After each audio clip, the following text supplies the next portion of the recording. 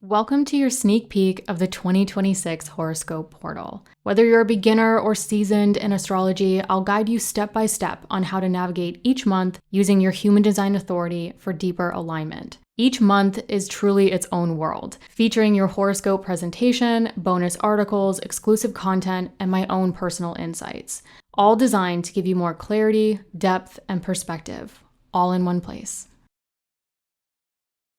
If you're watching on YouTube or Spotify, you just saw a sneak peek of the 2026 year aheads for all your rising signs. The link for that is in the description below, so definitely go check that out. It is jam-packed. There's like probably 3+ hours of content for each rising sign. And I'm thinking about adding maybe a newsletter, or I can always add additional content if things come up throughout the year. So definitely check that out. Stay tuned for that. December is a really good time to look into it and start going through that material to prepare for 2026 as well. So it's all there. The link is in the description below. So going into December, we have a very different situation, as I mentioned last month, compared to November. December, I think the ball gets rolling here. There's a lot more energy sort of coming into play, I think, compared to November. But as always, this is not conclusive. I do not have your natal chart. Please refer to your natal chart. If you don't know your rising sign or your ascendant, that is also in the link in the description below that you can find out. I always go based off the rising sign and the ascendant because it is just simply personalized to you and your life. And the transits are, in my opinion, just more accurate to the areas of life that it could be affecting. So, that's really important. You can absolutely listen to your sun and your moon and take what resonates and leave the rest. But again, I go based off the rising sign. I just wanted to mention that. I've been getting a lot of comments about it, a lot of questions about it. So I added those links in the description below, where you can also look at your chart and whole sign house system, which is what I predominantly use. So anyways, let's get into December. And I also, before I forget, all of the rising signs are in the description below, where you can click to your rising sign. If you're new here, you do not have to listen to all 12 signs or go through to get to your rising sign. So all those timestamps are in the description below as well, so that you can get to your rising sign as efficiently as possible. Hello, Aries Risings. So kicking off the month on December 4th, as I mentioned in the intro, with this full moon at 13 degrees in your Gemini third house of communication, exchanging information. Now, communication, in my opinion, could be personal or professional. So if you work in communication fields, technology, transportation, you can pay attention to those themes as well, or what could be culminating around this time around those situations. The full moon in the third house could really culminate important conversations, short distance travel, situations with siblings, extended family, or really anything within your sort of daily movement, those people, places, and things within your daily, everyday lives. And this full moon could be bringing something to fruition, culminating something within your daily environment, or regarding your communication, or again, like I mentioned, short distance travel, maybe situations playing out within your immediate daily environment. Now, more specifically, this full moon is technically connected to the new moon that took place here on May 27th, 2025. So some of you might be able to think back to around the end of May, maybe beginning of April, what was really beginning, involving anything to do with communication, technology, transportation, situations playing out with siblings, extended family, or home and family for some of you, depending on the angles of your chart, that now could be really coming to light or coming to fruition. So the ruler of this full moon is Mercury, and Mercury, as I mentioned last month, has just recently stationed direct pushing forward, creating that forward momentum, generally speaking. And at this point, it's starting to form that grand trine with Saturn and Jupiter. So I think whatever could be culminating with this full moon, the ruler of the full moon being Mercury, coming out of that retrograde cycle, forming a grand trine, I think can create additional push or culmination potentially with this full moon, just based off of sort of conditions and cycles. Now, the next thing I want to get to is December 8th, when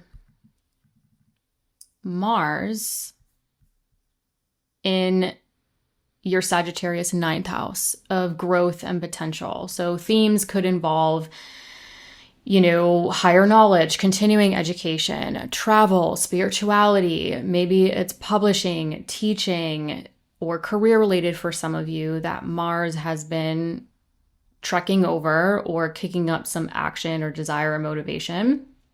Mars is your ruling planet as well. So that could definitely have a little bit more impact on Aries risings regarding its trine configuration to your first house. So definitely lots of growth and potential themes, or what growth and potential specifically means to you. That again could be career related. And it's forming a square with Saturn in your Pisces 12th house of subconscious thought patterns, behind the scenes, solitude, dreams. So this square is involving the two malefics. So sometimes when Mars and Saturn are in a square aspect with each other, it can be a little crunchy. But in terms of planetary cycles, this Saturn is on its way out of Pisces. It's done quite a long journey here. And this Mars is gearing up to go into its place of exaltation in that 10th house of career, public recognition, or what brings you fulfillment. So this square for some Aries risings, I think, is going to involve some sort of action that's playing into what brings you fulfillment, or some action that's playing into some career project, public recognition that could be going on around this time of year. Or maybe some of you are trying to push to get it done as the year is closing out. Whatever it may be, this is actually a closing square. So if it was an opening square, I think it would have a little bit more potential to have that more challenging sort of trial and error kind of aspect to it, where you're figuring out what action to take. But this is a closing square. So the closing square in the cycles of how things work. So Mars was conjunct Saturn around April 2024. The first square was August of 2024.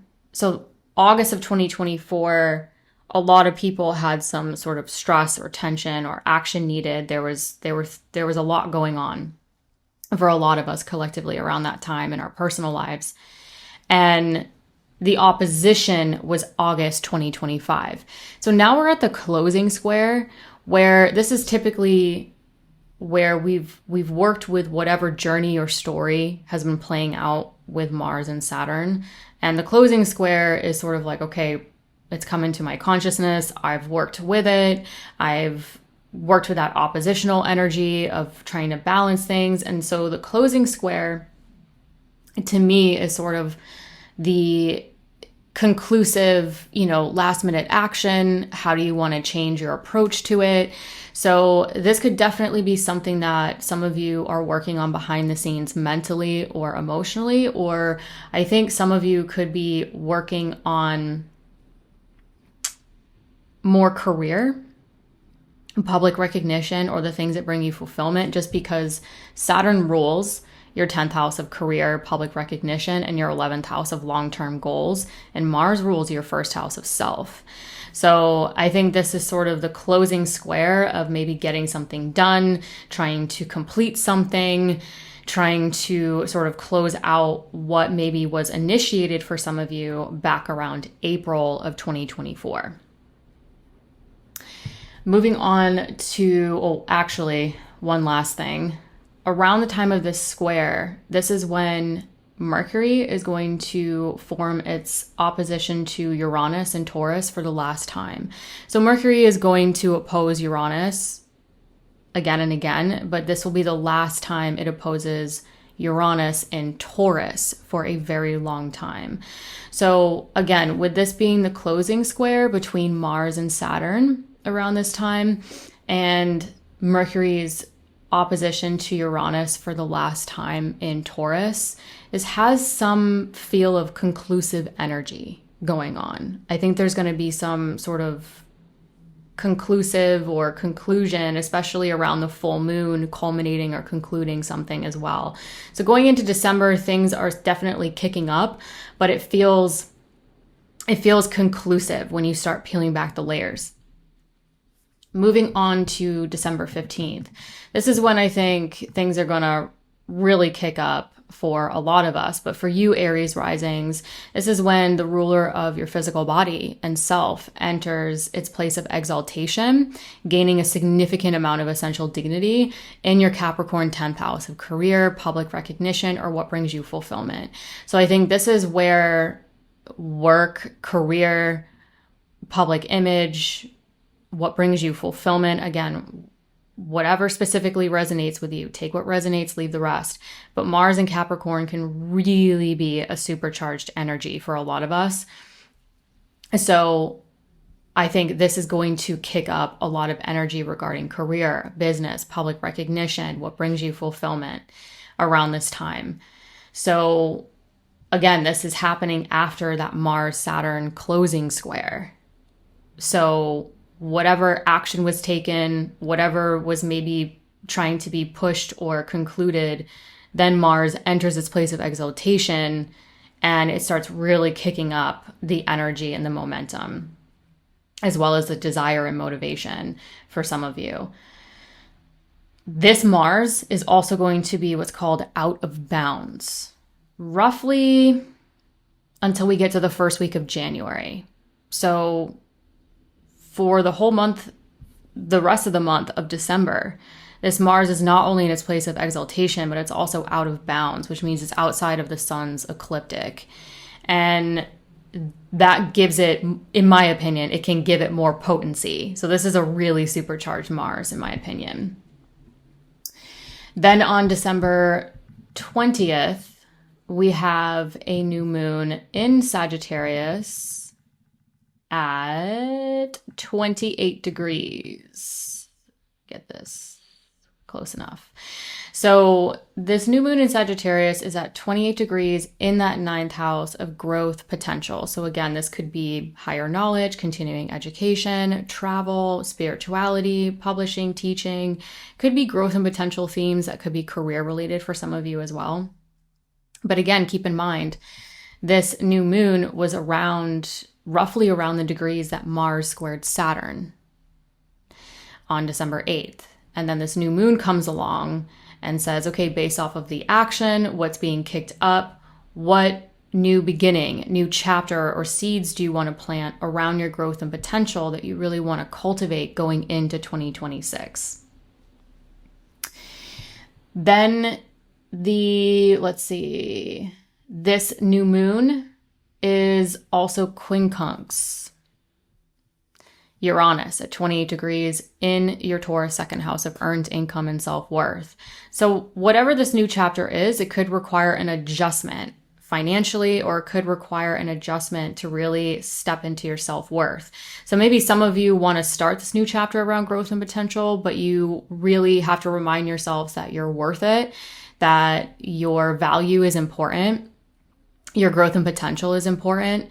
Whatever may be coming up around self-worth or financial themes that might require an adjustment to initiate this new chapter or plant the seeds that you want to cultivate into 2026. Around this new moon as well, Venus is going to be applying to a square to Saturn. And this new moon is also going to be technically square Neptune as well. So there's additional squares to this Saturn-Neptune situation in your 12th house. So taking action to maybe work behind the scenes, taking action to maybe seek more solitude, take some time alone to initiate this new chapter, initiate what needs to be done. For some of you, it could be a literal translation of trying to finish projects or what may be kicking up with career or what brings you fulfillment around this time. But for some of you, you might be sort of wanting to take a step back and just take a moment to kind of check in. What's going on with you mentally? What's going on with you emotionally? Do you need more sleep? Do you need more solitude to get clear on initiating this new chapter around the growth and potential you really want to cultivate in 2026? And like I mentioned before, are there any adjustments you need to make to really anchor into your self-worth, your innate gifts, talents, or any financial adjustments in order to support this new chapter? Then on December 30th, I want to end the month with Mercury in Sagittarius square Saturn in Pisces. So December 30th, let me get this just a little bit more exact for those watching. So December 30th, we have Mercury at 26 degrees in your Sagittarius 9th house. Again, growth and potential themes. Square Saturn in your Pisces 12th house of those subconscious thought patterns, solitude, behind the scenes, dreams. And this Mercury is still in detriment. And so it could be overexerting, it could be overworking. And this Mercury rules your Virgo 6th house of daily work and health routines, as well as your Gemini 3rd house of communication, exchanging information. So some of you might feel the overexertion or maybe overworking and its impacts to Saturn in the 12th, its impacts to your need for solitude, its impacts to your sleep, your emotional well-being maybe for some of you. With Mercury ruling the 6th house and the 3rd house, I would say, it could be integrating, maybe some of you are thinking, okay, how can I work my routines to support my work and to support my health and my ability to sort of communicate and move through my daily world while also being able to support the growth and potential I really want to integrate or move into and cultivate in 2026. So Mercury moves fast. This will be brief as we close out the month. But I wanted to point this out because if you're celebrating holidays or going into sort of New Year's Eve, this Mercury square Saturn could be a good time to take action around getting clear around communicating your schedule, communicating your routine, communicating what's going on with you and maybe where your boundaries are around this time, with a lot of things coming up around this time for us during the holidays. And the Mercury square Saturn, I think, could just be a really good time to take action around communicating your needs, communicating your boundaries, so that when Mercury continues that day into New Year's Eve, it's going to start to apply to a square with Neptune in your Pisces 12th house of, again, behind the scenes, solitude, dreams. And sometimes when Mercury squares Neptune, especially with this Mercury in detriment, really overexerting itself, it can create a lot of action around like dreaminess or sort of elusive. So I think using the Mercury's initial square to Saturn to really get clear on those Saturnian boundaries. What's going on with you behind the scenes? What are your boundaries? What's your routine? Communicating the schedule or the plans around this time effectively to then be able to step into the Mercury square Neptune, where you sort of created a stronger container or communicated a clear container or space around your boundaries or your routines or where your health is, how you're feeling, so that when Mercury squares Saturn, it can really create a more, it can help ensure it's all good and established, so you can create a better container for when Mercury squares Neptune and things get a little dreamy and mysterious, and you can kind of use that to step into maybe the New Year's Eve time, or if you have, plans or celebrating. So sort of getting clear on where your health is at mentally, physically, what you're willing to do, so that you can create a container or space for New Year's Eve going into the new year where it feels a little bit better, like it can hold space for you, if that makes sense. So I think for Aries risings, I think if you don't communicate your needs, how you're feeling, your routines, what you need emotionally, physically, mentally, so that you can really support your health around this time and the work, even for some of you, the Mercury square Neptune can get a little weird if that's not established. So I think that's something that I wanted to close out this month for all of us, to say, hey, let's really use the Mercury square Saturn to take that action and communicate our boundaries, our responsibilities, our needs, so that when Mercury then moves on and squares Neptune, it's just a better, safer container for us to operate in a way where things can get a little, like I said, a little weird, a little dreamy with the Mercury square Neptune, especially between your 12th and your 9th.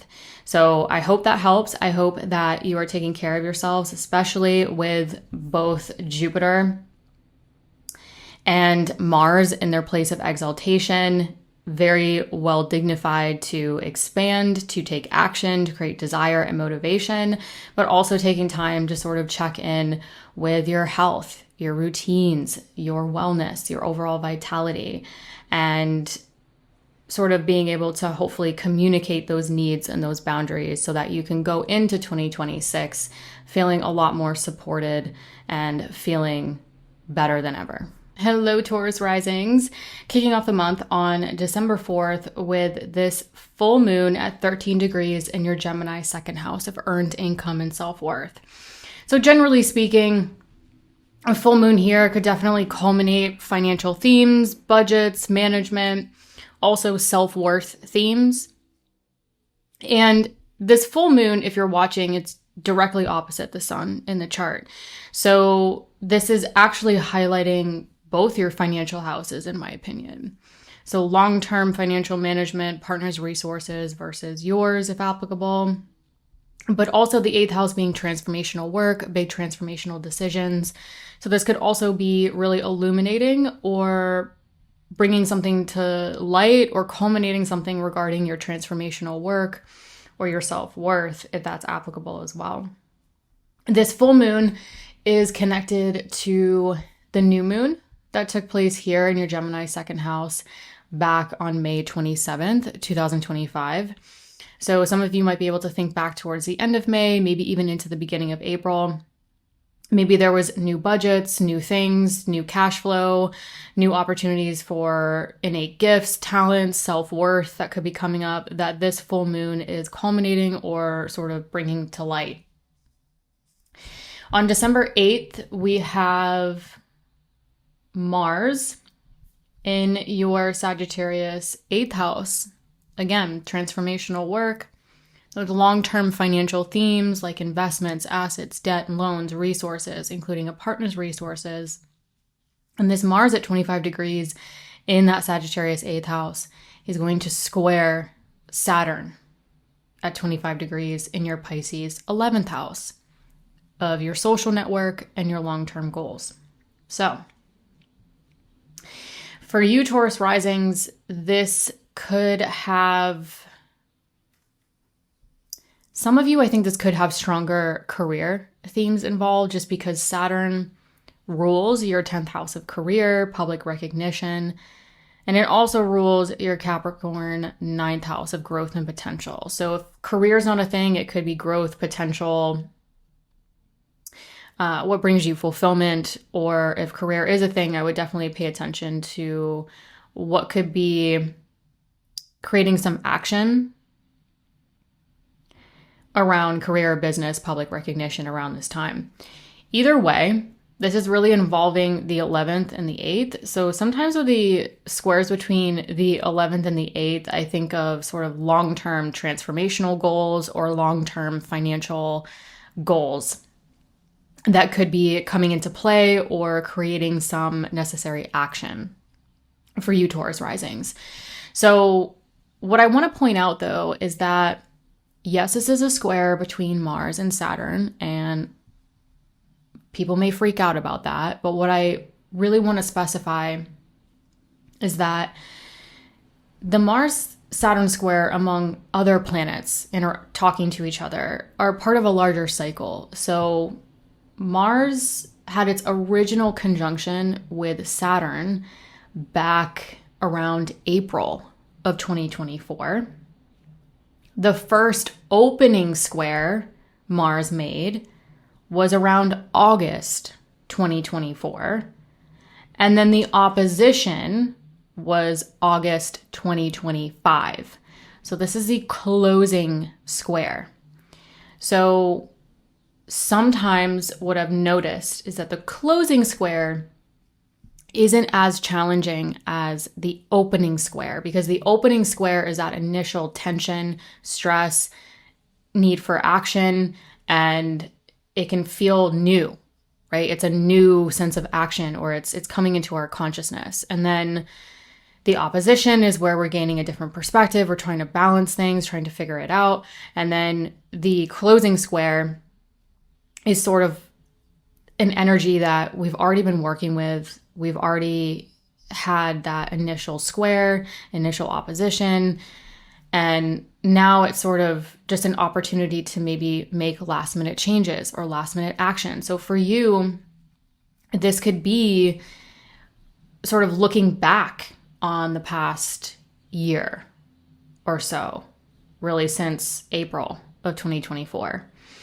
And what's come up, what's changed, that now some of you might be looking at sort of your social network, or you might be looking at your long-term goals and its effects on transformational decisions or long-term financial goals that could be coming up.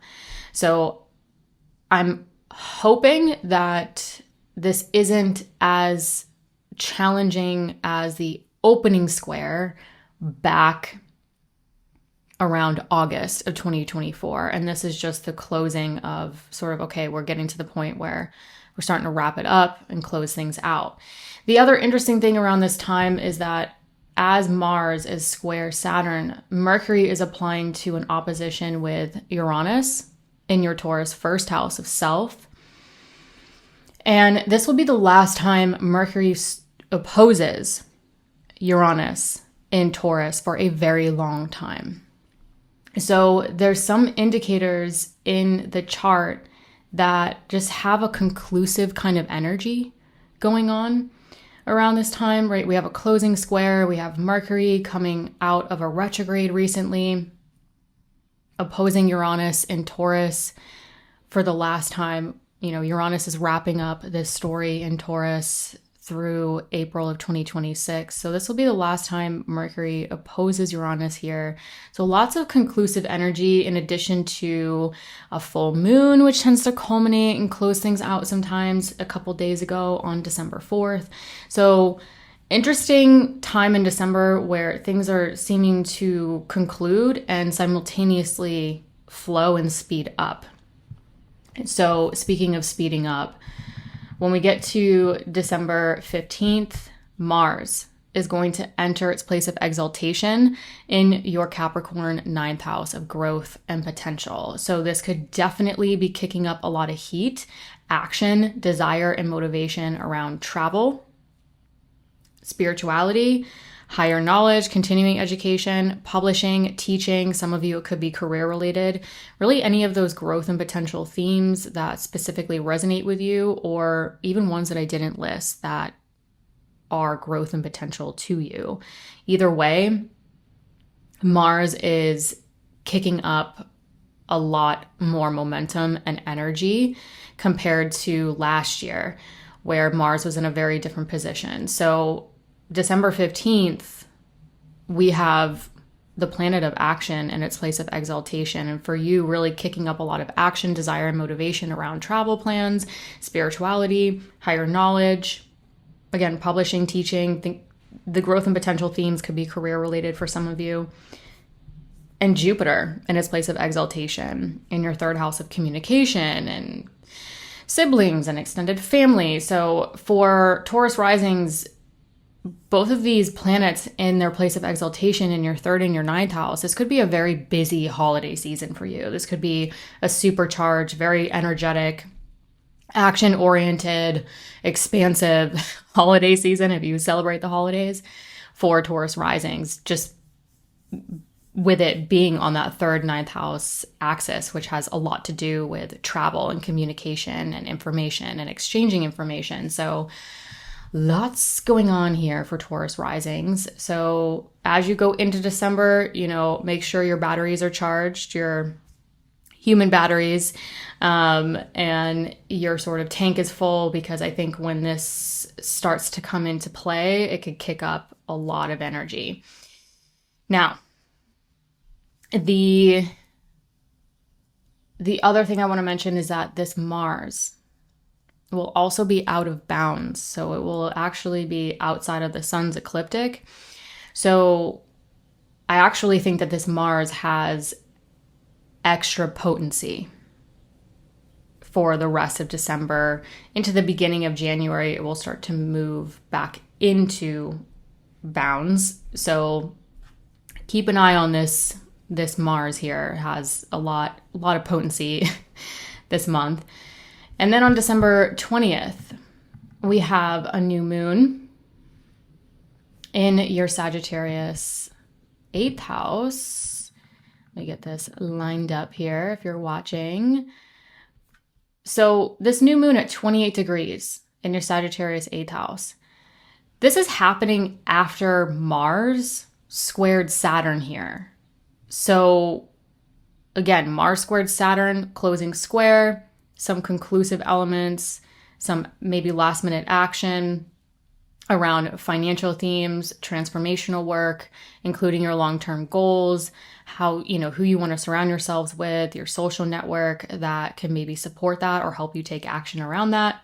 Then Mars moves into its place of exaltation and that growth and potential. So maybe that's playing into the action that you took, or sort of that conclusive energy. And now you're focused more on the travel or the growth and potential themes that could be career related.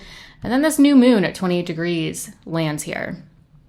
And it basically, I think, is a really interesting new moon part of this story, saying, hey, what new beginning, new opportunities, or ideas you want to plant and cultivate around your transformational work, or initiating a transformational decision, or those long-term financial goals, management, resources, etc., where some of you might be ultimately trying to figure out, how can I cultivate this new chapter where I can create mutual empowerment in my life, either through those transformational decisions or transformational work or those financial themes.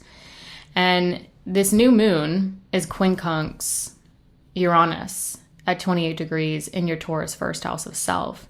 So whatever could be initiating or starting here involving those 8th house themes, I think it could require an adjustment to maybe some last minute innovation or change to who you want to be, how you want to move through the world. So some of you might be wanting to initiate that new chapter, but simultaneously maybe making an adjustment to how you want to feel in your body. So maybe this new chapter is an opportunity for you to ultimately feel better in your physical body, or feel better about your ability to take independent action towards the things you want in life as well. Either way, there could be some adjustment needed to really step into who you need to be, how you want to feel, and how that is supporting this new chapter, either through transformational work, transformational decisions, or those long-term financial themes or management. So I think it could be ultimately a really good time to plant seeds for mutual empowerment, or the mutual empowerment you really want to attract in your lives, so that you can innovate and change using that Uranian energy, wrapping up the story here in Taurus for you, where you can step into a more, the version of yourself that supports that chapter. Anyways, stop blabbing on there.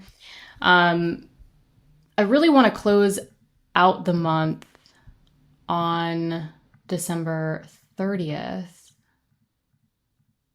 where Mercury in Sagittarius is going to square Saturn. And I sat with this for a while because this is the time of year where we're going into New Year's Eve. It's the holidays for a lot of us. And so I'm seeing Mercury in detriment, overexerting, overworking itself, square Saturn in your Pisces 11th house of friends, groups, communities, and long-term goals. So the square to Saturn, I think, is an opportunity to communicate boundaries, responsibilities. And I think with Mercury ruling your Virgo 5th house of joy and your Gemini 2nd house of self-worth, this could be a time of maybe communicating your self-worth, communicating what really brings you joy, and the routines, the boundaries, the time sort of involved with that. So that when Mercury continues on the following day, it's going to start to apply to a square with Neptune in your Pisces 11th house. So I sat with this for a while because I'm looking at it as if Mercury initially has a conversation with Saturn to help create that action or tangible results through the action by communicating your self-worth, by communicating your boundaries, by communicating who you really want to surround yourselves with, what really brings you joy around this time, so that it creates more capacity or a better container for when Mercury starts to apply to a square with Neptune, where things can get a little elusive, a little dreamy, and out there. So this is a good time to get really super clear on your boundaries, your communication, your responsibility. And for you, Taurus risings, with Mercury ruling that Virgo 5th house of joy around this time, really communicating what you want to do, what's really going to bring you joy, the people you want to spend time with, especially with a square to Saturn in that 11th house of friends, groups, communities. And that way, all of that is taken care of and creates that structural component, so that on December 31st, really going into the new year, when Mercury squares Neptune and things can get a little out there, a little dreamy, you've established the container and the boundaries for the best possible outcome. Hello, Gemini risings. We're kicking off the month with this full moon at 13 degrees in your Gemini 1st house of self, the physical body. So on December 4th, this full moon officially culminates in that 1st house of self, but it's really highlighting your 1st house of self and 7th house of the other axis. It's really you, like your needs versus the needs of others, that axis in your chart. So this could really be highlighting the need to maybe balance your individual needs, maybe focusing on something going on with you versus anything that could be also playing a part in your long-term partnerships, whether they're personal or professional. Now, this full moon is technically connected to the new moon that took place here back on May 27th, 2025. So some of you might be able to think back to the end of May, maybe even into the beginning of April.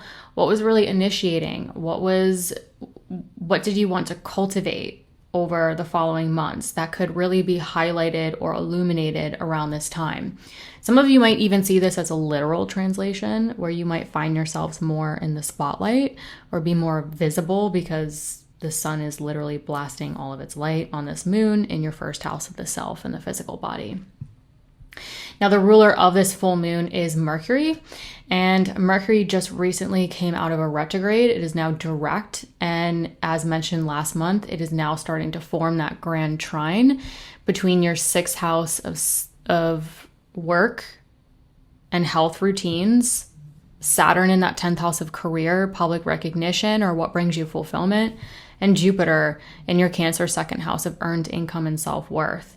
So I think with the ruler of this full moon in your 1st house starting to form that grand trine after it's coming out of its retrograde cycle, it's moving forward, it's moving direct, I think that could even create some opportunity for more movement, more culmination, more energy for this full moon, because the ruler of this full moon is starting to form a grand trine where things kind of naturally start to flow. So as mentioned last month, I think, going into December, this is where this full moon could really start to kick things into gear. Then on December 8th, we have Mars square Saturn. So Mars at 25 degrees in your Sagittarius 7th house of personal and professional partnerships, including marriage, is going to square Saturn at 25 degrees in your Pisces 10th house of career, business, public recognition, or what brings you fulfillment. So sometimes people freak out when Mars and Saturn square because we're talking about the two malefics. However, I want to point out this is the closing square. So the original conjunction that initiated this story was back around April 2024. So that sort of initiated it. And then the first square, the first Mars-Saturn square in this cycle was around August 2024. And then the opposition was August 2025. So we've been working through what the Mars-Saturn story initiated theoretically back in April of 2024. And because this is a closing square, I think it has additional layers of it being slightly different than just a typical Mars-Saturn square. If this was the opening square, as I mentioned, I remember talking about it back in August of 2024, it was kind of challenging. It was a lot of crunchy, challenging things collectively for a lot of people around that time. So the closing square is sort of where the story's already come up. It's come into our consciousness. We've already weighed things out. We've been working with it. And the closing square, I think, is just the opportunity for what's the last bit of action or, tangible change you want to make with this. And because this is between your 7th and your 10th, it could definitely play out in your connections with others, your personal or professional partnerships, and the longevity and commitment some of you are or have been building towards your career, your business, your public recognition, or what brings you fulfillment, if career is not a theme at this juncture in your lives.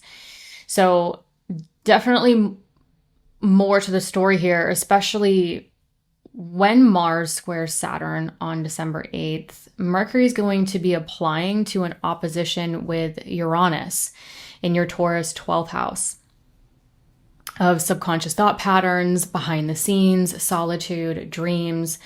And this is also highlighting work, health, and routines, and needing to balance what might be going on behind the scenes, your sleep, your need for solitude, any last minute innovation or change to what's going on mentally, emotionally, that could be affecting your health, your routines, your work, or vice versa. But either way, I want to point out, when Mars squares Saturn on December 8th and Mercury is applying to this opposition with Uranus here, this will be the last time Mercury opposes Uranus in Taurus for a very long time. So my point is that it seems to be conclusive energy for a lot of us. So I think the Mars-Saturn square, again, it's a closing square, sort of closing out this story that initiated back around April of 2024 for many of us. And then Mercury's last opposition to Uranus and Taurus for a very long time feels just conclusive to me.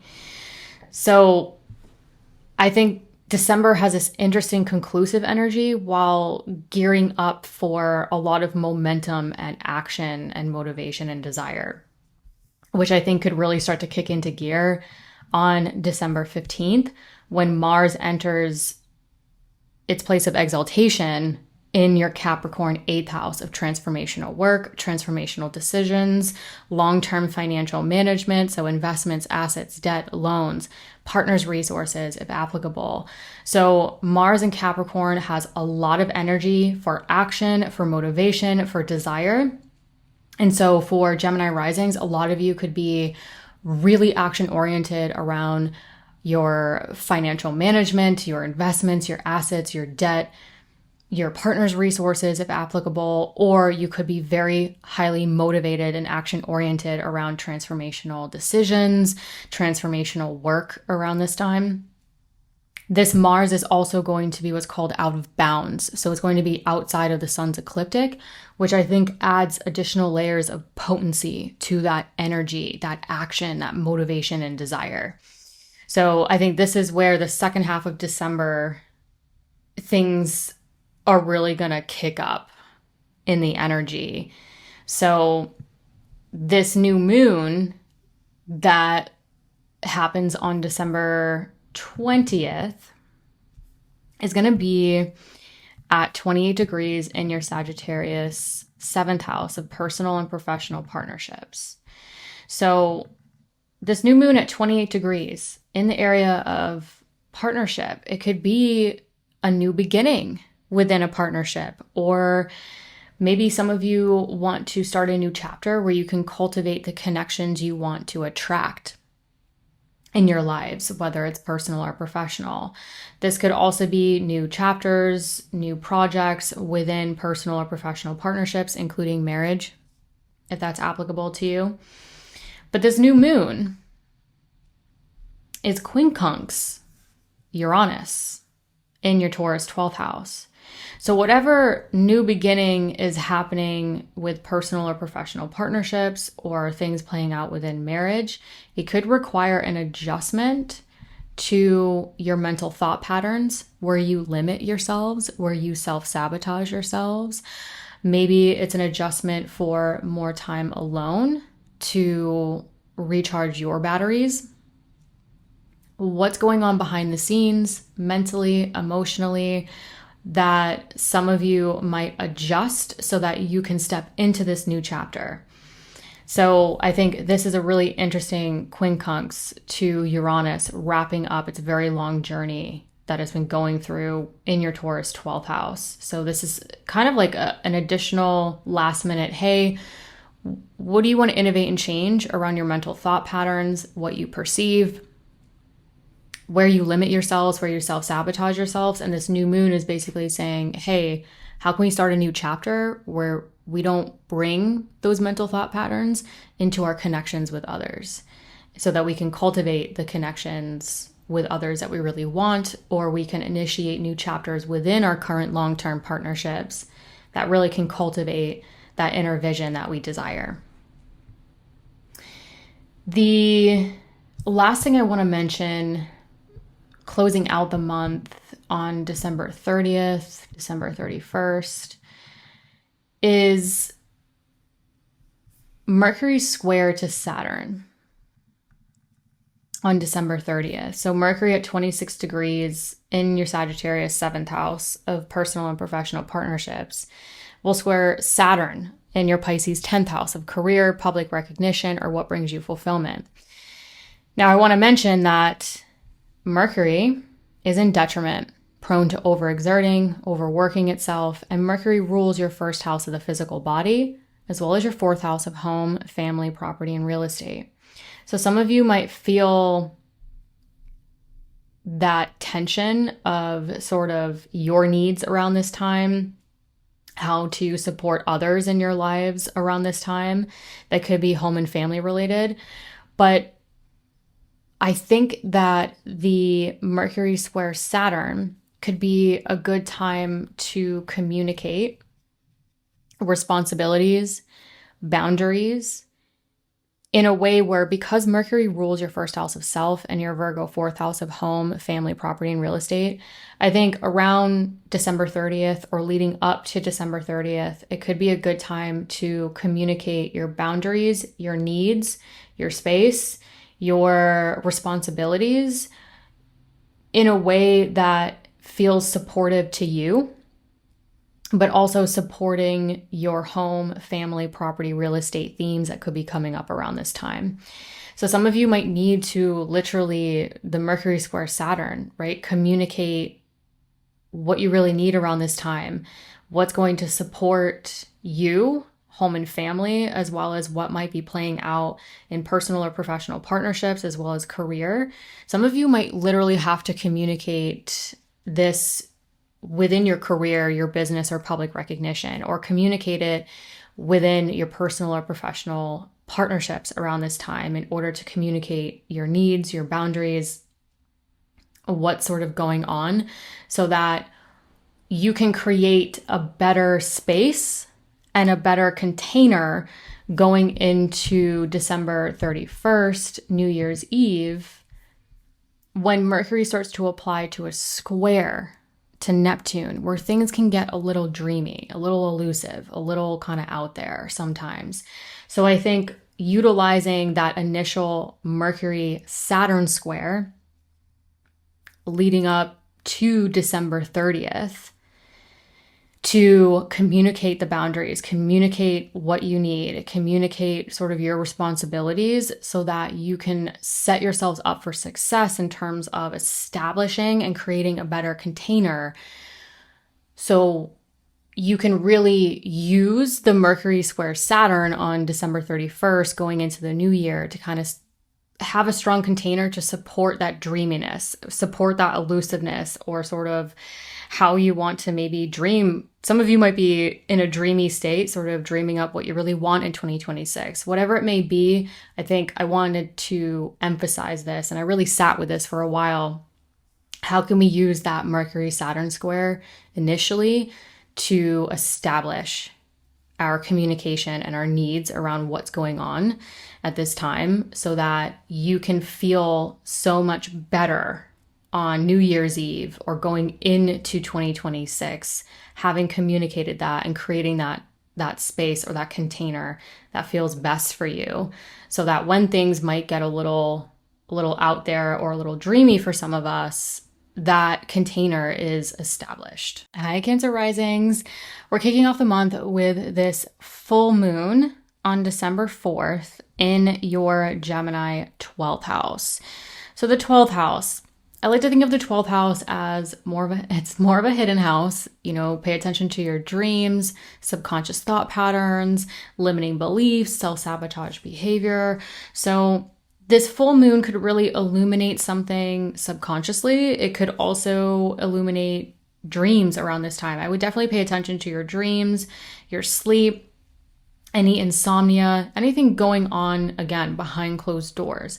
That this full moon is really highlighting the 6th and 12th house axis. So how any of those things could be really reflecting light back to your health, your work, and your routines. So this full moon is connected to the new moon that took place here around May 27th, 2025. So some of you might be able to think back to the end of May, beginning of April even, where some of you might have been setting new intentions behind the scenes. Maybe it was around sort of your mental thought patterns, your inner vision, your need for solitude. It could have been as simple as a new sleep schedule that this full moon is really culminating or illuminating around this time.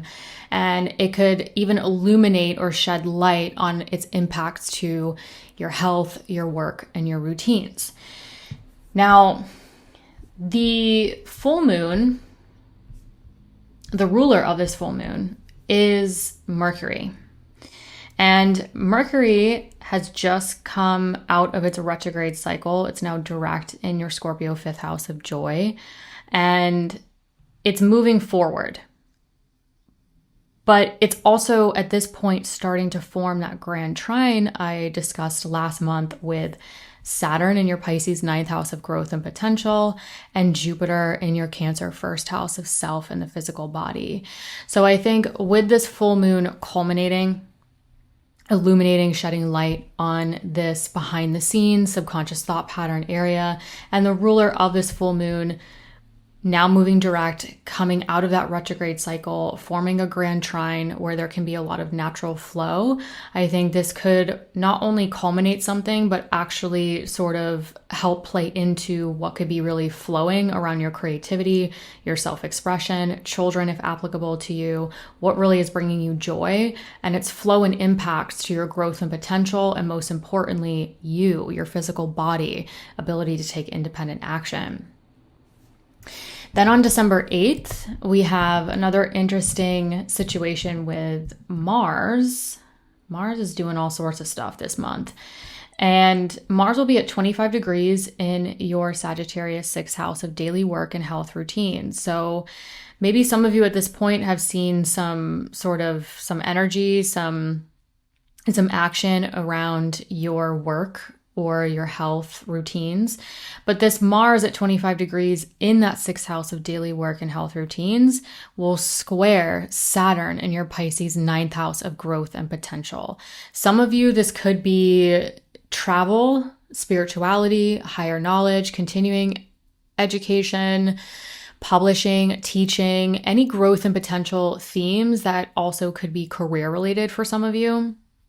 And that this Mars is square to that Saturn in that area. So this could definitely kick up some action around maybe work versus your growth and potential, or trying to create tangible results around the work that you want to do, the growth and potential that's necessary in order to do that. Or some of you could be sort of traveling, seeking spirituality, knowledge that supports your vitality, your health. So it could definitely bring up any of those themes and its needs, need for action, or your desire to create some tangible results. But what I want to point out is a lot of people freak out when they see Mars and Saturn, the two malefics, in a square aspect to each other. But I want to provide a little bit more detail that might help clarify the situation, because this is actually the closing square. So planets are conjunct.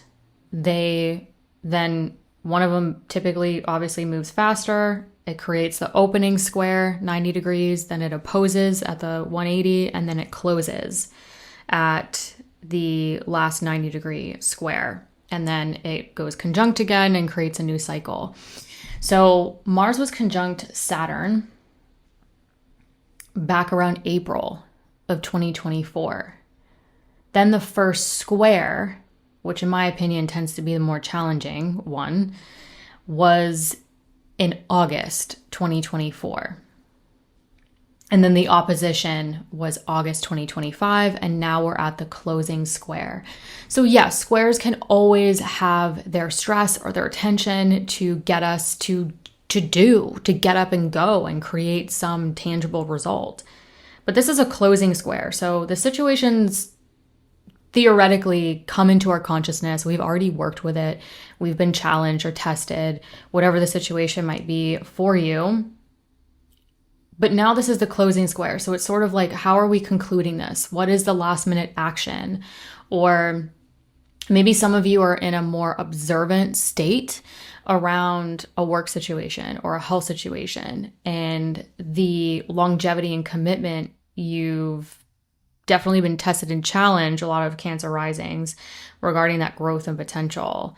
And this is really, again, the closing square. I also want to mention that as this Mars-Saturn square takes place, Mercury is going to be applying to an opposition with Uranus in your Taurus 11th house of social network, long-term goals for the last time. So this is Uranus's last little trek or journey through Taurus, where it will officially leave Taurus in April of 2026. So Mercury will no longer oppose Uranus in Taurus. This is the last time. It will oppose Uranus in Gemini, moving into 2026 onward. So the next time it opposes Uranus in Taurus, it will be a very long time.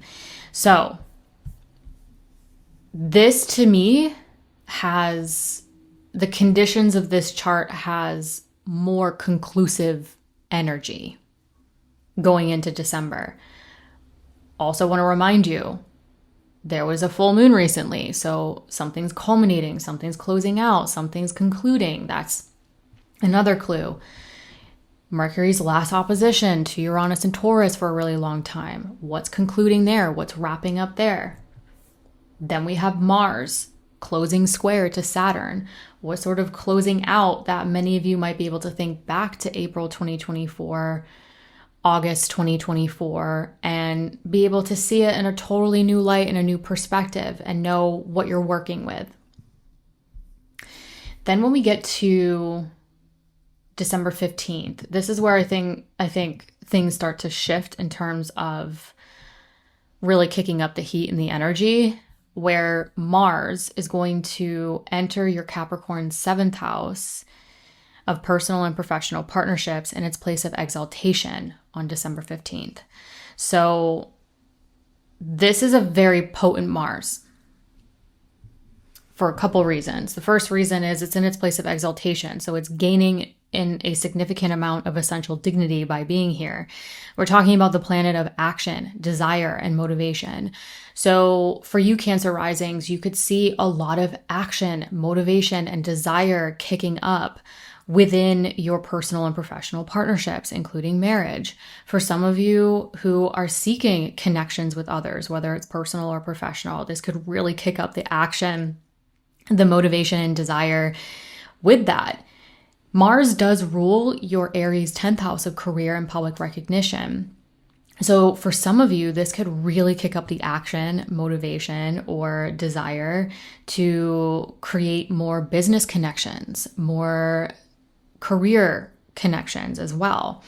So definitely pay attention to what's going on with your connections with others, who's coming into your lives around this time, and what action, motivation, or desire is really kicking up the heat within your current personal or professional partnerships, including marriage. The other reason why I think this is a very potent Mars is that this Mars is what's called out of bounds. So it's actually outside of the sun's ecliptic, which adds, to me, additional layers of potency to this action, motivation, drive in this area of personal and professional partnerships that could really create outcomes to new forms of creativity, new forms of joy, heart's desire, children if applicable to you, as well as those career, business, public recognition themes, because that's the area of your chart, Cancer rising, that Mars rules. So definitely see how your connections with others, or what's going on in the personal and professional partnership arena, and how anything that's going on the rest of this month into the beginning of 2026 could be really kicking up that action, desire, and motivation that could create outcomes to business, career, public recognition, as well as your creativity, self-expression, or children if applicable to you. Then on December 20th, we have a new moon at 28 degrees in your Sagittarius 6th house of daily health and work routines. So generally speaking, this could be a wonderful time to set new intentions around new routines, new schedules, new relationships with colleagues, coworkers. This could also be a great time to establish new wellness lifestyle that you want to integrate either now or really integrate and cultivate over the next 5-6 months into 2026. So sort of those typical New Year's resolutions that happen on, January 1st or into January. I think for Cancer risings, this could be the opportunity to set early resolutions around the work that you want to do, the health and vitality you want to feel, and the routines that support those things in 2026 now. And this new moon at 28 degrees in that 6th house will be quincunx Uranus at 28 degrees in your Taurus 11th house of friends, groups, communities, and long-term goals. So some of you might be wanting to set a new chapter around your health, your vitality, the work that you want to do, the routines that support that, but it might require an adjustment to innovating and changing your personal or professional social network and your long-term goals as well. So this could be a great time to make adjustments to your long-term goals, your dreams, your aspirations, and anything regarding your personal or professional social network that can help establish and cultivate a new chapter around wellness and vitality and the work that you want to do and the routines that really support that and you. Then on, this new moon technically, depending on your time zone, could be December 19th or December 20th to clarify. Then I want to close out the month on December 30th, December 31st with this really interesting situation with Mercury. So Mercury is going to initially square Saturn. So Mercury at 26 degrees in your Sagittarius 6th house of daily work and health routines is going to square Saturn at 26 degrees in your Pisces 9th house of growth and potential, which could be career related for some of you. And Mercury is in detriment still. So Mercury is a little prone to overexerting, overworking itself, and it's in that 6th house. So maybe some of you are hyper focused or really working really hard, really focused on your work, your health, your routines. And the square to Saturn on December 30th, I think, is a good time to communicate your needs, your boundaries, your responsibilities if the situation comes up. So Mercury rules your Virgo 3rd house of communication and exchanging information, but it also rules your Gemini 12th house of your subconscious thought patterns, behind the scenes, your need for solitude, sleep, rest. So I think the square to Saturn could be an opportunity for Cancer risings to communicate where you need a little bit of time to rest and recharge, where you need to communicate your boundaries, your responsibilities with your work, your growth and potential, because the following day on December 31st, Mercury is then going to start to apply to a square to Neptune, where things can get a little dreamy, a little out there. So I think the initial square to Saturn can actually be helpful by being able to communicate the structure, the boundaries, the responsibilities. What are your needs around your health, your need for solitude, your routines, your work?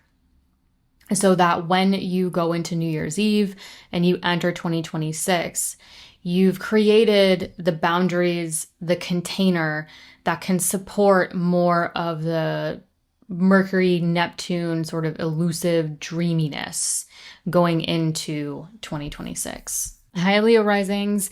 We're kicking off December on December 4th with this full moon at 13 degrees in your Gemini 11th house of friends, groups, communities, long-term goals. So this is really an illumination, culmination, coming of fruition involving your social network, whether it's personal or professional, or potentially even involving any long-term goals. So this full moon is connected to the new moon that took place here back on May 27th.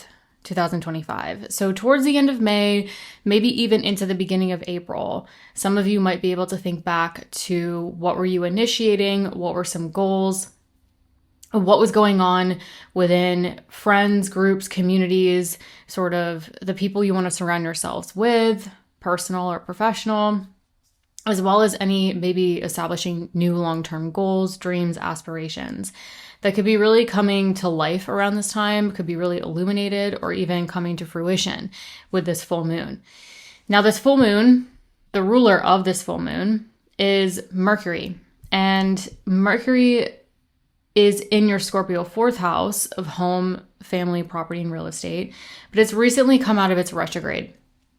So it's recently direct, moving forward, and with it being the ruler of this full moon and it coming out of that retrograde, moving forward and starting to form this grand trine with Saturn in your 8th house of your long-term financial management or transformational work, as well as Jupiter in your Cancer 12th house of subconscious thought patterns, behind the scenes, more of the hidden aspects of your life, solitude. So I think with the ruler of this full moon moving forward and creating this grand trine where there's theoretically more movement and natural flow, I think that plays into this culminating effect with this full moon, and it potentially not only involving your long-term goals or who you want to surround yourselves with, but creating some flow between what's going on behind the scenes, what could be going on with transformational work or long-term financial goals, and how it's somehow playing into some foundational component of your life that could include home, family, property, real estate themes. Then going to December 8th, this is when Mars in your Sagittarius 5th house of joy. So this can include themes of creativity, self-expression, romance, or even children if applicable to you. That Mars is going to square Saturn in that 8th house of transformational work, transformational decisions, or those long-term financial themes such as investments, assets, debt, loans, resources, even a partner's resources if that's applicable. Where Mars squares Saturn, this could be some action to create some tangible result around maybe financially budgeting more joy, more creativity, more self-expression, or this could be action around any transformational work or transformational decision that's going to allow you to step more into your heart's desire or your joy around this time. It is Mars and Saturn. It is the two malefics. This is a square. So some people freak out when they see the two malefics in a square aspect to each other. But to give you a little bit more detail that I think will help put this square into perspective for some of you, this is the closing square. So the conjunction, so when Mars was conjunct Saturn, merging with Saturn, creating a new cycle for Mars to go around and play out a story. That conjunction was around April 2024. The first square was August 2024, and then the opposition was August 2025. So some of you might be able to think back to April 2024, August 2024, August 2025, and what themes were more prominent around that time. It could be coming up again, but this is the closing square. This is sort of the concluding action, right? So I don't think it's as challenging as an opening square can sometimes be, because it's that initial tension, initial, action we need to take. It's coming into our consciousness. This has already been playing out for a while. So this is the closing square. Additionally, Mercury, at the time of this Mars-Saturn square, will be applying to an opposition with Uranus in your Taurus 10th house of career, public recognition, or what brings you fulfillment for the last time. So Mercury will definitely oppose Uranus again, but not in Taurus for a very long time. So my point is, we have a full moon culminating we have a closing Mars-Saturn square. We have Mercury opposing Uranus for the last time, for a very long time. This is all seems to be concluding energy to me. This has concluding undercurrents to it. So I think that at first glance, it's whoa, this looks a lot. This looks very stimulating, or this might even be challenging for some of us, which it very well could be. This is not conclusive, but considering the cycles, where everything's at, this has concluding energy to it. So what do you want to wrap up? What do you want to close out, especially with this happening in December of 2025? What do you want to close out? What are you over? How do you want to end this journey or story that you've been working with for the past couple of years as you move into 2026, where a lot of new energy is going to come into our existence? So getting to December 15th, this is where I think things start to shift in terms of energy. And December 15th is when Mars enters its place of exaltation in your Capricorn 6th house of daily work and health routines. So this is when I think, this is a very potent Mars. Mars is gaining a significant amount of essential dignity, strength, resources, and it's in the area of your daily work, your health, your vitality, your routines. So Mars going through Capricorn can kick up a lot of energy, action, desire, and motivation around your health, your vitality, your routines, your work. Some of you might see your work pick up even around this time. So this Mars, I think, on December 15th starts to shift the energy in the room, especially because we have the planet of action in its place of exaltation and Jupiter, the planet of expansion, in its place of exaltation. So this is really going to energize the 6th and 12th house axis for Leo risings, where there could be a lot of expansion and action involving the mind and the body, right? Trying to balance. I would say going into December, definitely see where you can balance, enough sleep, proper routines, taking care of your health, so that when this energy, I think, kicks up for a lot of us, it has a more balanced approach. Mars and Capricorn can really, really go. It can go hard. So I think this is where things really start to shift. And when we get to December 20th, things continue to stay interesting when we have this new moon at 28 degrees in your Sagittarius 5th house. So December 20th, new moon, 28 degrees in your Sagittarius 5th house of joy. So this could be an excellent time to establish new goals, new chapters, planting new seeds that you really want to cultivate going into 2026 around what brings you joy, your creativity, your self-expression, romance, situations with your children, if that's applicable. So this could be a great time to set those new intentions. However, I want to point out, for Leo risings, this new moon is going to quincunx Uranus in your Taurus 10th house of career, business, public recognition, or what brings you fulfillment. So the quincunx is an adjustment. So there might be a required adjustment to innovating or changing the work or how you do work, public recognition, or what brings you fulfillment, to make an adjustment in order to set new intentions, plant seeds that you really want to cultivate in terms of cultivating more joy, more creativity, more self-expression, more romance, or situations with your children, if applicable, going into 2026. So generally speaking, I think this could just require some adjustment or minor changes in the background to maybe work smarter, not harder, if that's possible. And how with Mars kicking up a lot of heat in that 6th house of routines, some of you might be really focused on your routines, your work, your health, but in a way where maybe you're trying to make adjustments to your work or what brings you fulfillment in order to make space in your routine for more joy, more fun in your lives, especially in December when a lot of us are celebrating holidays or doing a lot of things with seeing a lot of family, friends, etc. And the new moon, depending on what time zone you're in, if you're watching, could be December 19th or December 20th, by the way. Either way, I think you'll feel it. And I really want to close out the month on December 30th, December 31st, where there's a really interesting Mercury-Saturn square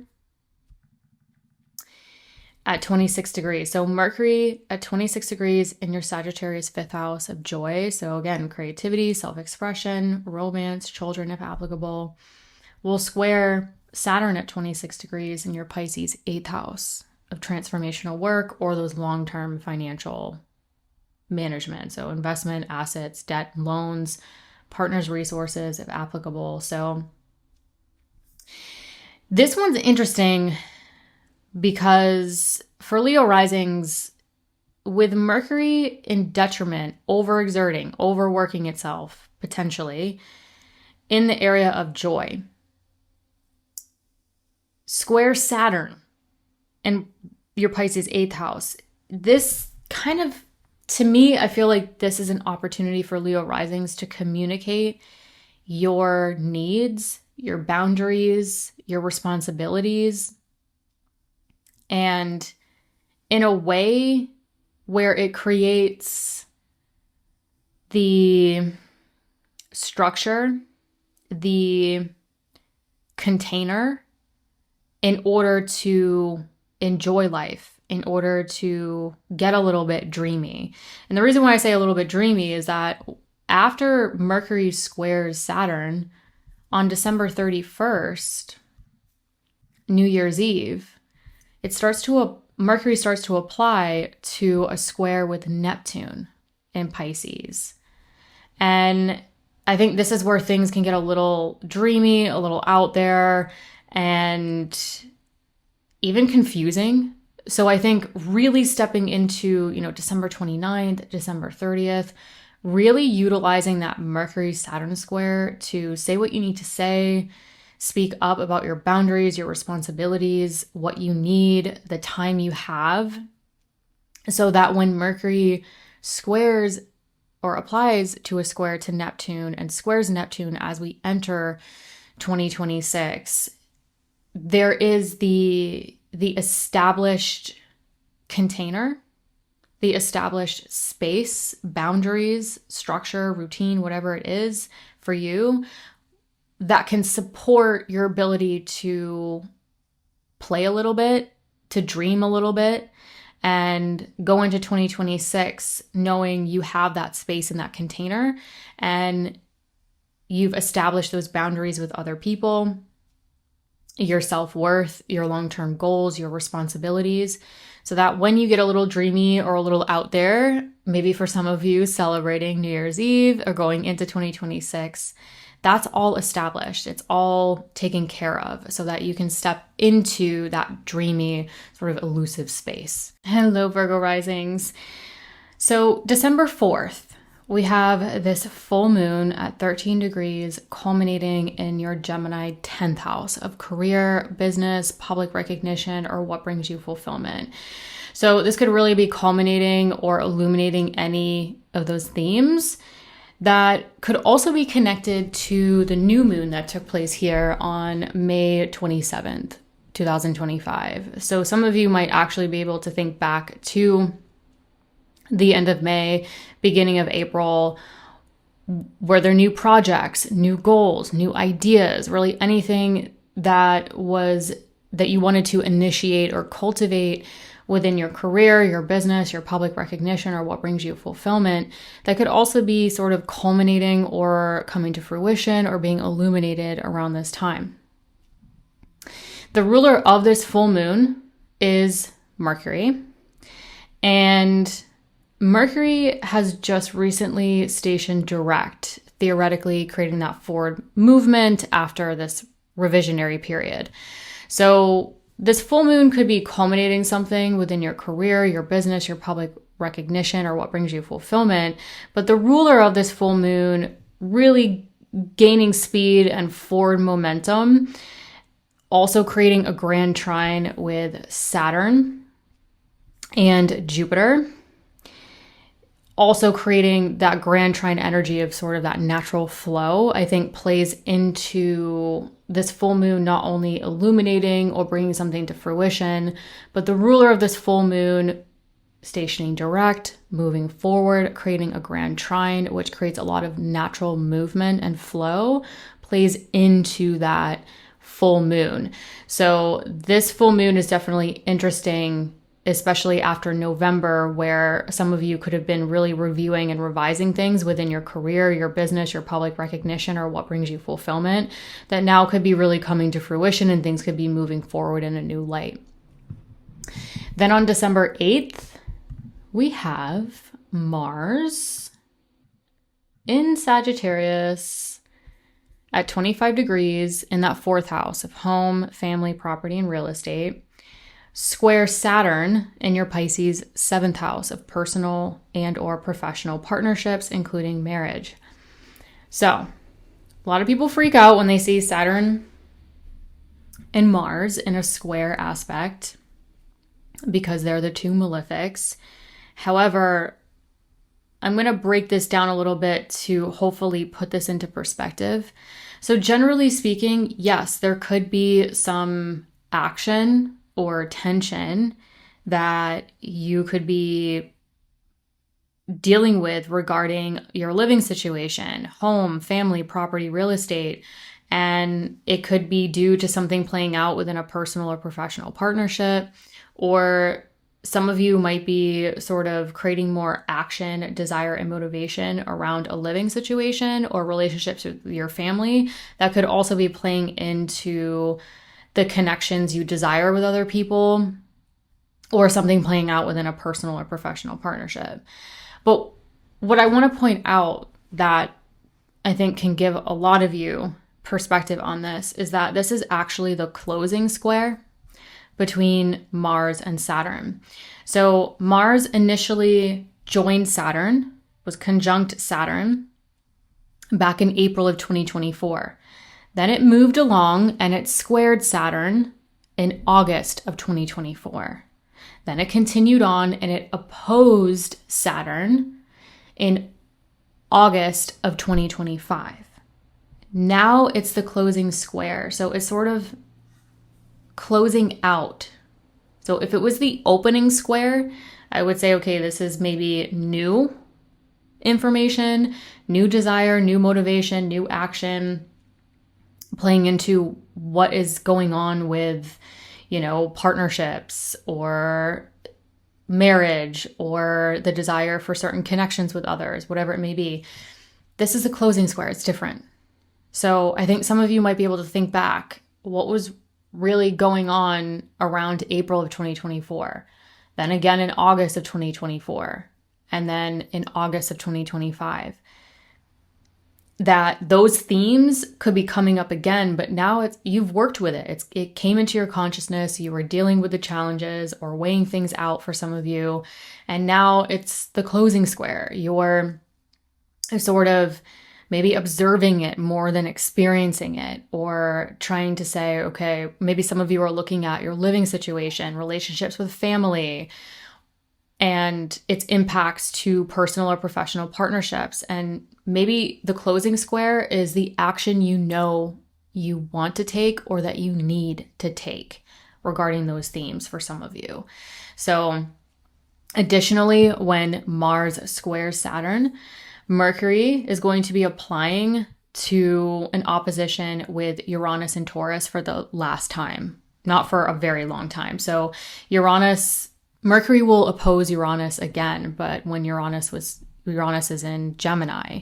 So Mercury is not going to oppose a Uranus in Taurus for a very long time. We're talking maybe 80, 85 years. So to me, we have a full moon culminating or illuminating something.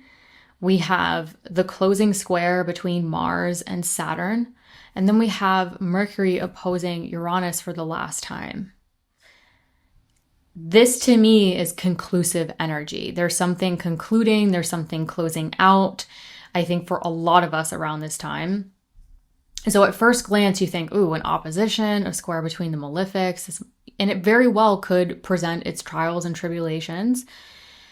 This is not conclusive. I don't have your natal chart, but generally speaking, to me, this is conclusive energy. It's things we've already worked with for a long time now. And it's the opportunity to look at it and say, I've worked with this. I know what I need to do. I know what I want to do, and have the option to do it if you desire to do so. Then when we move into December 15th, this is where I think things shift, because Mars is going to enter its place of exaltation in your Capricorn 5th house of joy. So this could include creativity, self-expression, just enjoying life, having fun, romance, and children, if applicable to you. So Mars is entering its place of exaltation. It's gaining a significant amount of essential dignity. It's gaining a lot more strength as it enters this area of joy for you. So I think December 15th, going through the rest of December, even into the new year, for Virgo risings, I think this could be, the focus could be fun. There could be a lot of desire, motivation, and action around enjoying life, having more fun, more creativity, more self-expression. I also want to point out that this Mars for the rest of December will also be out of bounds. It will be outside of the sun's ecliptic. And so that, to me, adds additional layers of potency around the motivation, desire, and action. So I think a lot of Virgo risings could be stepping into or desiring a lot more fun around this time, which is typical around this time. But I also want to point out too, for Virgo risings, that Jupiter will still be in its place of exaltation as well. So you have the planet Jupiter, the planet of expansion, in its place of exaltation in your 11th house of your social network and your long-term goals. And then you have Mars, the planet of action, desire, and motivation, in its place of exaltation in your 5th house of joy. So I think for Virgo rising specifically, this could be a very potent time around sort of your social network, having fun, really being motivated by joy and self-expression. And when we get to December 20th, there will be a really interesting new moon for Virgo risings, considering what's unfolded for a lot of you at this juncture in the month, where this new moon will be at 28 degrees in your Sagittarius 4th house of home, family, property, and real estate. So some of you might be planting new seeds that you really want to cultivate into 2026 regarding the foundation that's going to support the life that you want to live. Some of you might be setting new chapters, new opportunities around renovations, relocations, relationships with family, really anything foundational. This could be a really good time to set new intentions around the foundation that is going to support you. And some of you could even be cultivating these themes over the next 5 or 6 months. And this new moon is also quincunx Uranus in your Taurus 9th house of growth and potential. So some of you, it might be career related for some of you, but I think some of you could be really wanting to establish a new ideas, new chapters, new opportunities around the foundation that's really going to support you and the life that you want to live moving into 2026. But for some of you, it might require an adjustment to your growth and potential. And so some of you might be sort of shifting, innovating, or changing the growth and potential that you also want, and trying to integrate that and adjust that so that the foundation of your life also supports that growth and potential that you want to cultivate. in 2026. That as Uranus progresses into your Gemini 10th house in 2026, also supports your career, your business, and what brings you fulfillment. So it's all kind of connected and tied together. Then I want to close out the month on December 30th, December 31st with some interesting things that I think are important, especially if you have plans, like New Year's Eve plans and such, where Mercury is going to square Saturn. And on December 30th. So December 30th, Mercury is going to square Saturn. Mercury in your Sagittarius 4th house of home, family, property, and real estate. And then it's going to square Saturn in your Pisces 7th house of personal and professional partnerships. Now, this is the time of the holidays, kind of New Year's Eve, kind of going into that time. So this could definitely, the Mercury-Saturn square, especially with the Mercury being in detriment, overexerting, overworking itself, and Mercury ruling you, your physical body. This could really be an opportunity around this time for some Virgo risings to communicate your needs, communicate your boundaries, your responsibilities, so that when Mercury starts to apply to a square to Neptune on December 31st, where things get a little bit more dreamy and a little bit more out there, you've established your boundaries, the container, the space for what's going on with you, and so that you can hopefully kind of enjoy yourselves on New Year's Eve and go into 2026 having established what you need to say, what you need to get off your chest, your boundaries, your responsibilities, what's going on with you, and what's fully going to support your needs around this time, which this time can be a really difficult time for a lot of people. And so for you, it's in that 4th house of home and family and that 7th house of partnership. So definitely working with, if you're spending time with family, if there is personal or professional partnership situations going on, really communicating what needs to be done, the time that you have, and within the boundaries that you're willing to establish. So again, when Mercury starts to apply to that square to Neptune on New Year's Eve going into 2026, you've established what you need to establish. You've discussed your boundaries. Maybe some of you, it's getting things off of your chest regarding a home and family situation or a personal or professional partnership situation, so that you can go into New Year's Eve and go into 2026 in that dreamy, sort of imaginative space, having those boundaries and that structural foundation there, that container there to support it. Hey, Libra Risings, kicking off on December 4th, we have a full moon at 13 degrees in your Gemini 9th house of growth and potential.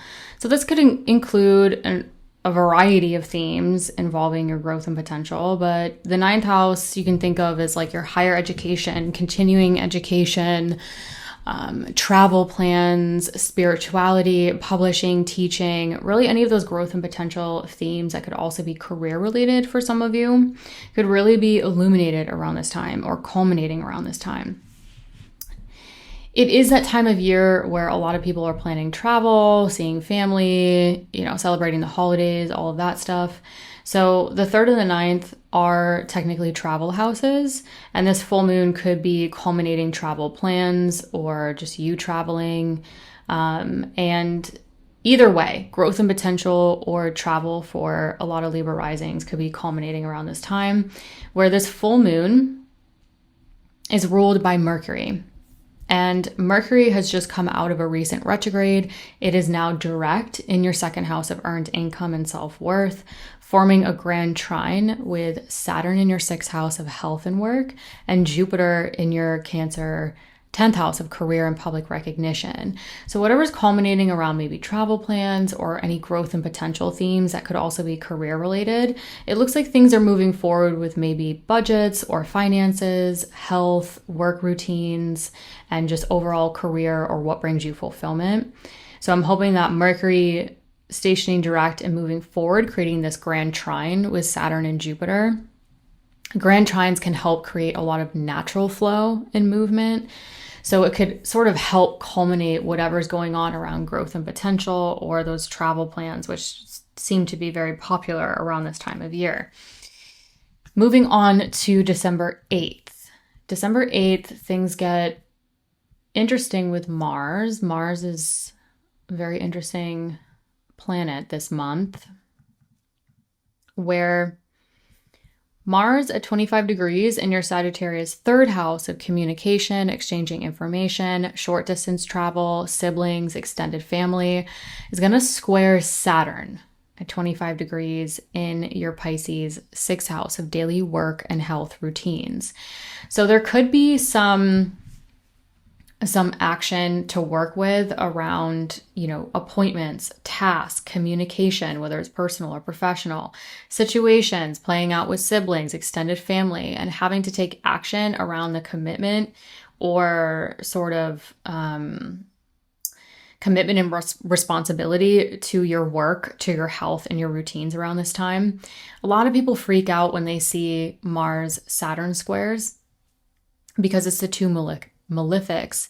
However, I want to point out that this is the closing square between Mars and Saturn. So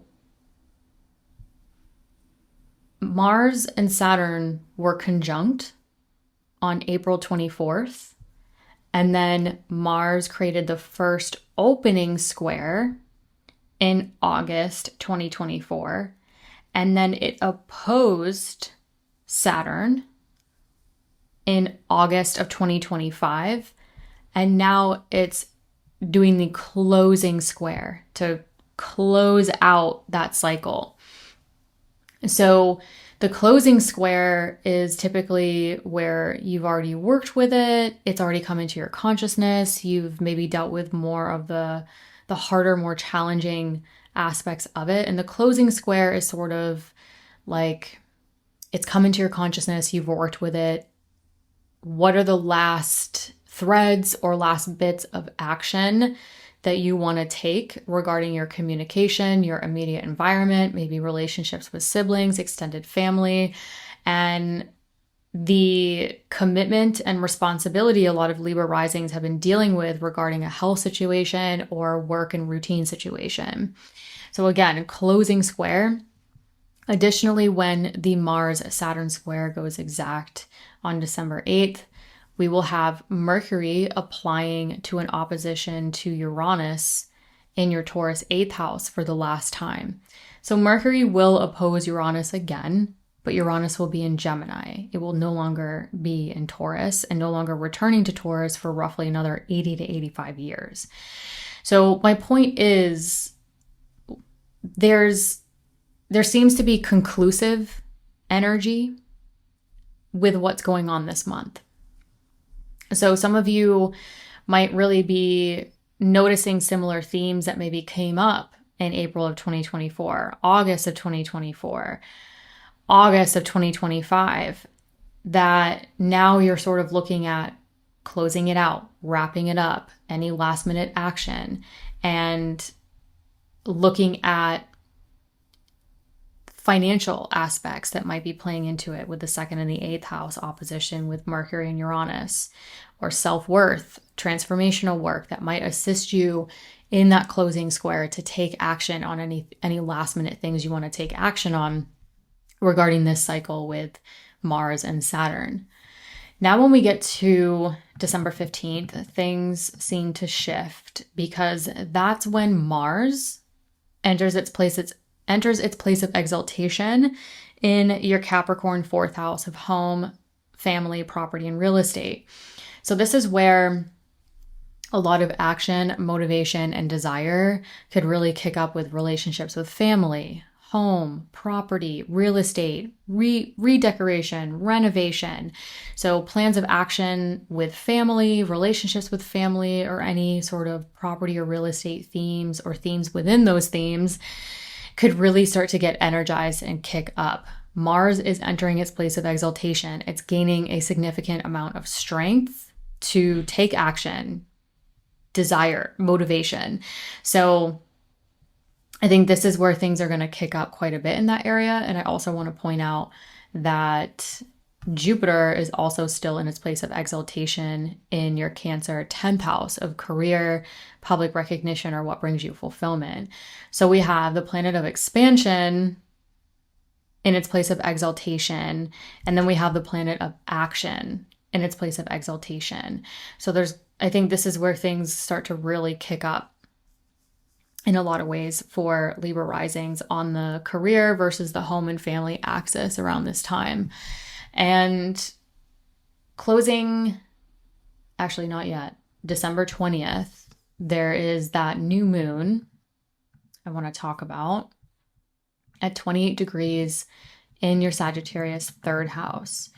So this new moon at 28 degrees in your Sagittarius 3rd house could be a good time to set new intentions around your communication, exchanging information. Maybe there's new opportunities or new chapters playing out with siblings, extended family, your community, your neighborhood.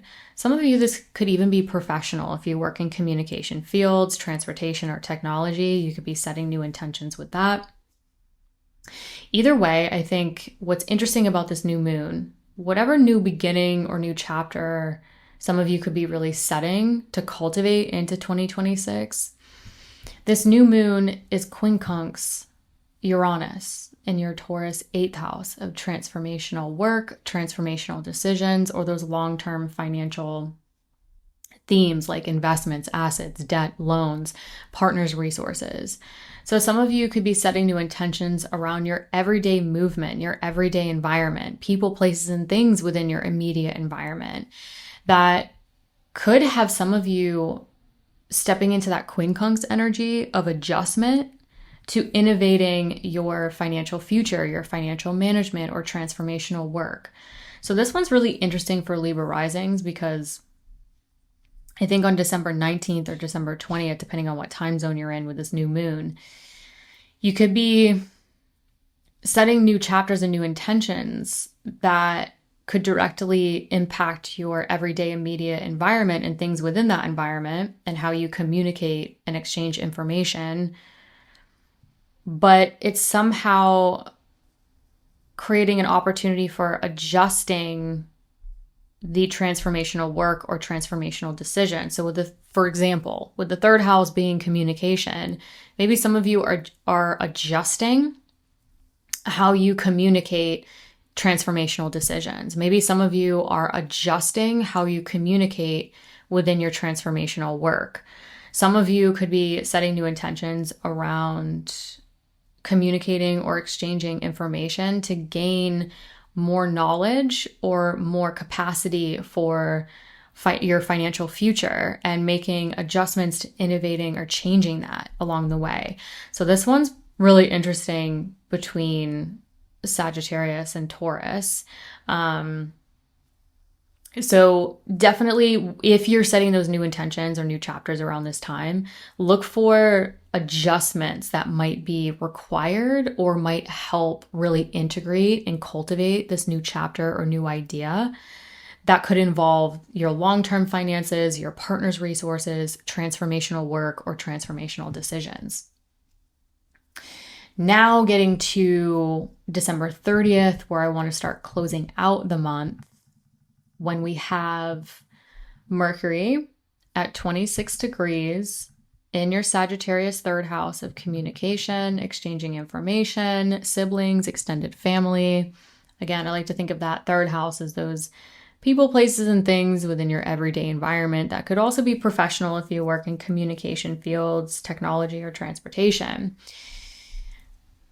But this Mercury is going to square Saturn in your Pisces 6th house of daily work and health routines. So this one's interesting, especially around this time, because I think the Mercury-Saturn square for Libra risings might be, and this Mercury is in detriment, so it's overexerting. It's prone to overexerting and overworking itself. You have the planet of communication in your 3rd house of communication, squares Saturn. So I think for a lot of Libra risings, this could be a good time as you're sort of closing out the year to communicate your boundaries. Communicate your boundaries, your responsibilities, your needs regarding your health, your work, your routines, that you want to really establish and move into 2026 with.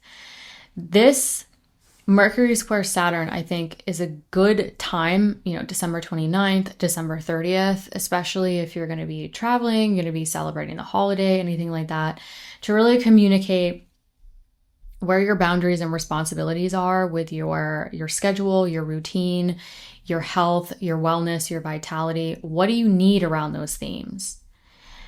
That can really help establish the space and the container so that the following day, when Mercury starts to apply to a square to Neptune, where things get a little bit more dreamy and a little bit more out there, that space and container where you've communicated your needs, your boundaries, your routines, your responsibilities have been established, so that when Mercury squares Neptune the following day or starts to apply going into 2026, going into New Year's Eve, New Year's Day, that dreaminess and that sort of out there kind of communication, you can sort of step into that dreamy space, step into more of that, out there. Mercury square Neptune can be a little illusionary, and really establishing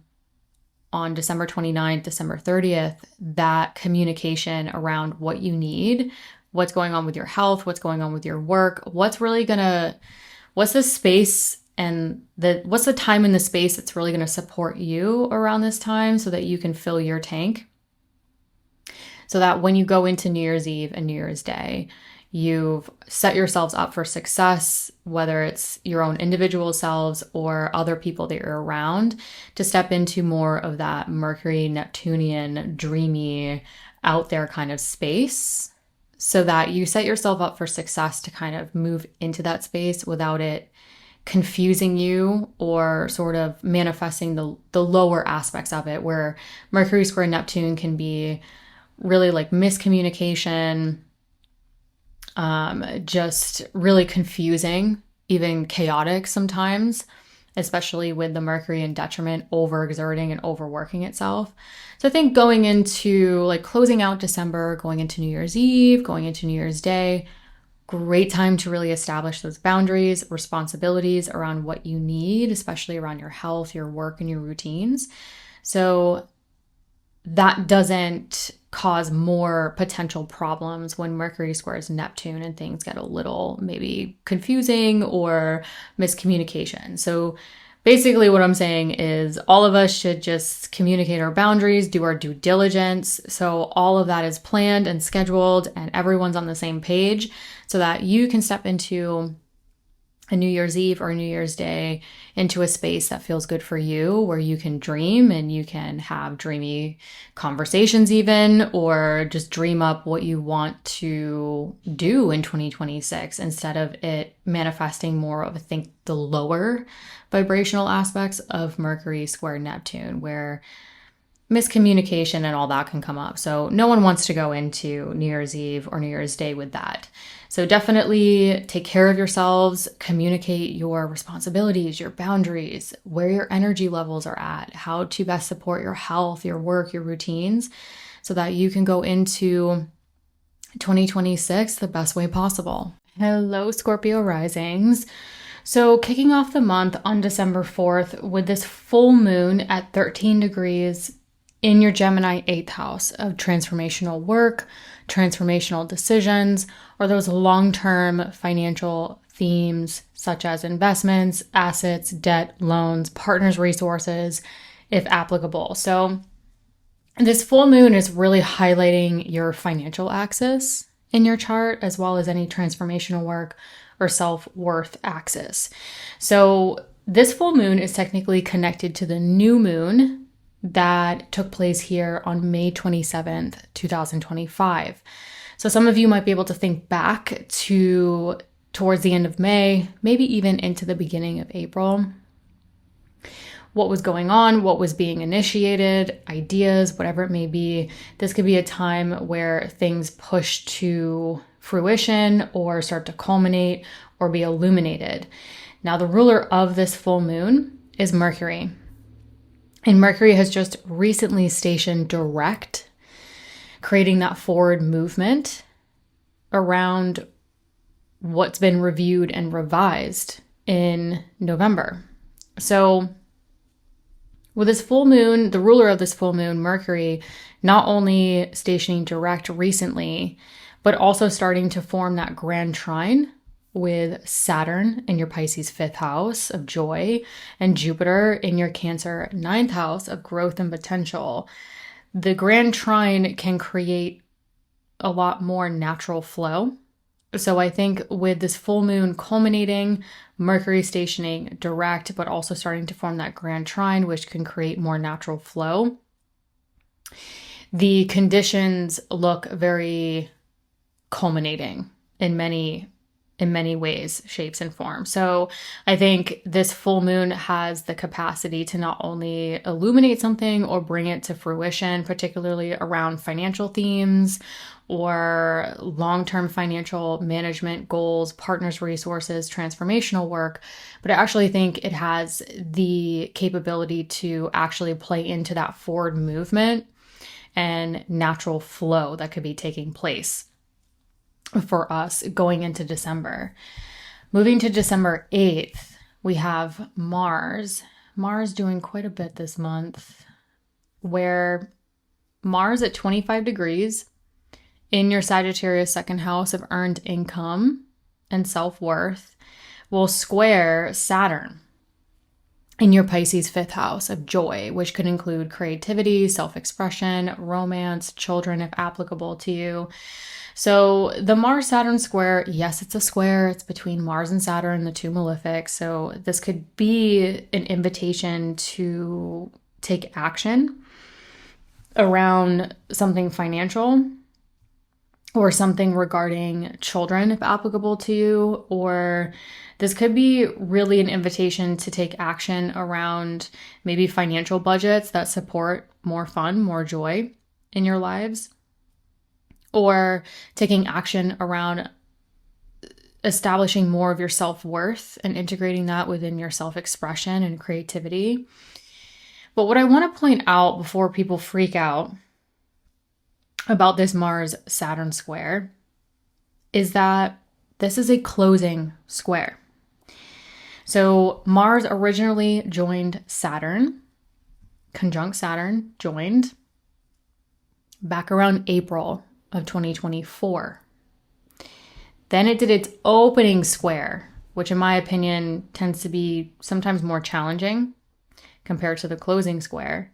So the opening square was August 2024. Then the opposition was August of 2025. And now we have the closing square.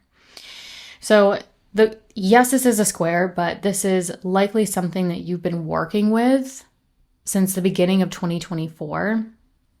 So some of you might be able to think back. What was going on April 2024 or August 2024 or August of 2025 that's now already come into your consciousness. You've already worked with it. And the closing square, in my opinion, is a time where we can observe and now take action or make choices that create the tangible results that we want or we desire, right? We're talking about Mars, our motivations, our desires. So again, yes, it is a square. This isn't conclusive, but this is the closing square. Where I also want to point out that Mercury, at the time of this square, Mercury is going to be applying to an opposition to Uranus for the last time, to Uranus in Taurus. Mercury will oppose Uranus again, but when Uranus is in Gemini. So Uranus is not going to return to Taurus for a very long time. So this is really Mercury's last opposition to Uranus in Taurus for, I don't know, maybe another 80, 85 years. So there's a lot of concluding energy to this, in my opinion. So at first glance, you're like, whoa, Uranus-Mercury opposition, Mars-Saturn square, which could definitely create some stress or some tension for some of us. I'm not going to deny that. But there's conclusive layers to it. So to me, it's something we've already worked with Mercury Uranus oppositions many times before with Uranus and Taurus. We've already dealt with the opening square, the opposition, and now the closing square with Saturn and Pisces. So again, to me, this is things we've already been working with and have the opportunity to sort of close it out. When we get to December 15th, I think this is when the energy shifts, because this is when Mars enters its place of exaltation in your Capricorn third house of communication, exchanging information, siblings, extended family. So this could be professional if you work in communication fields, technology, transportation, but this could also be personal with your own communication, siblings, extended family, short distance travel, especially around this time with many people celebrating the holidays. And Mars is entering its place of exaltation, so it's gaining a lot of strength. It's gaining a lot of essential dignity. And this Mars has, I think, the strength and the ability and the energy to really take action, to really amp up the desire and the motivation. So some of you might really be moving a lot more. I mean, the third house is not talked about a lot, but in ancient astrology, the third house, they sometimes associate it with daily movement. So some of you could be moving a lot more. Mars does rule your first house of the physical body and the self. So some of you could really physically feel more motivation, more desire around this time. Mars also rules that Aries 6th house of daily work and health routine. So some of you might amp up the daily movement, the communication, the exchanging information around your health, your vitality, your work, your routines around this time. So a lot of you could be just moving a lot more, running errands, taking care of appointments, phone calls, tasks, all of that. So your daily immediate environment and things within your daily immediate environment could definitely amp up in energy, motivation, and desire around this time. As well as Jupiter is still in its place of exaltation in that Cancer 9th house of growth and potential. So we have the planet of expansion in its place of exaltation and the planet of action in its place of exaltation.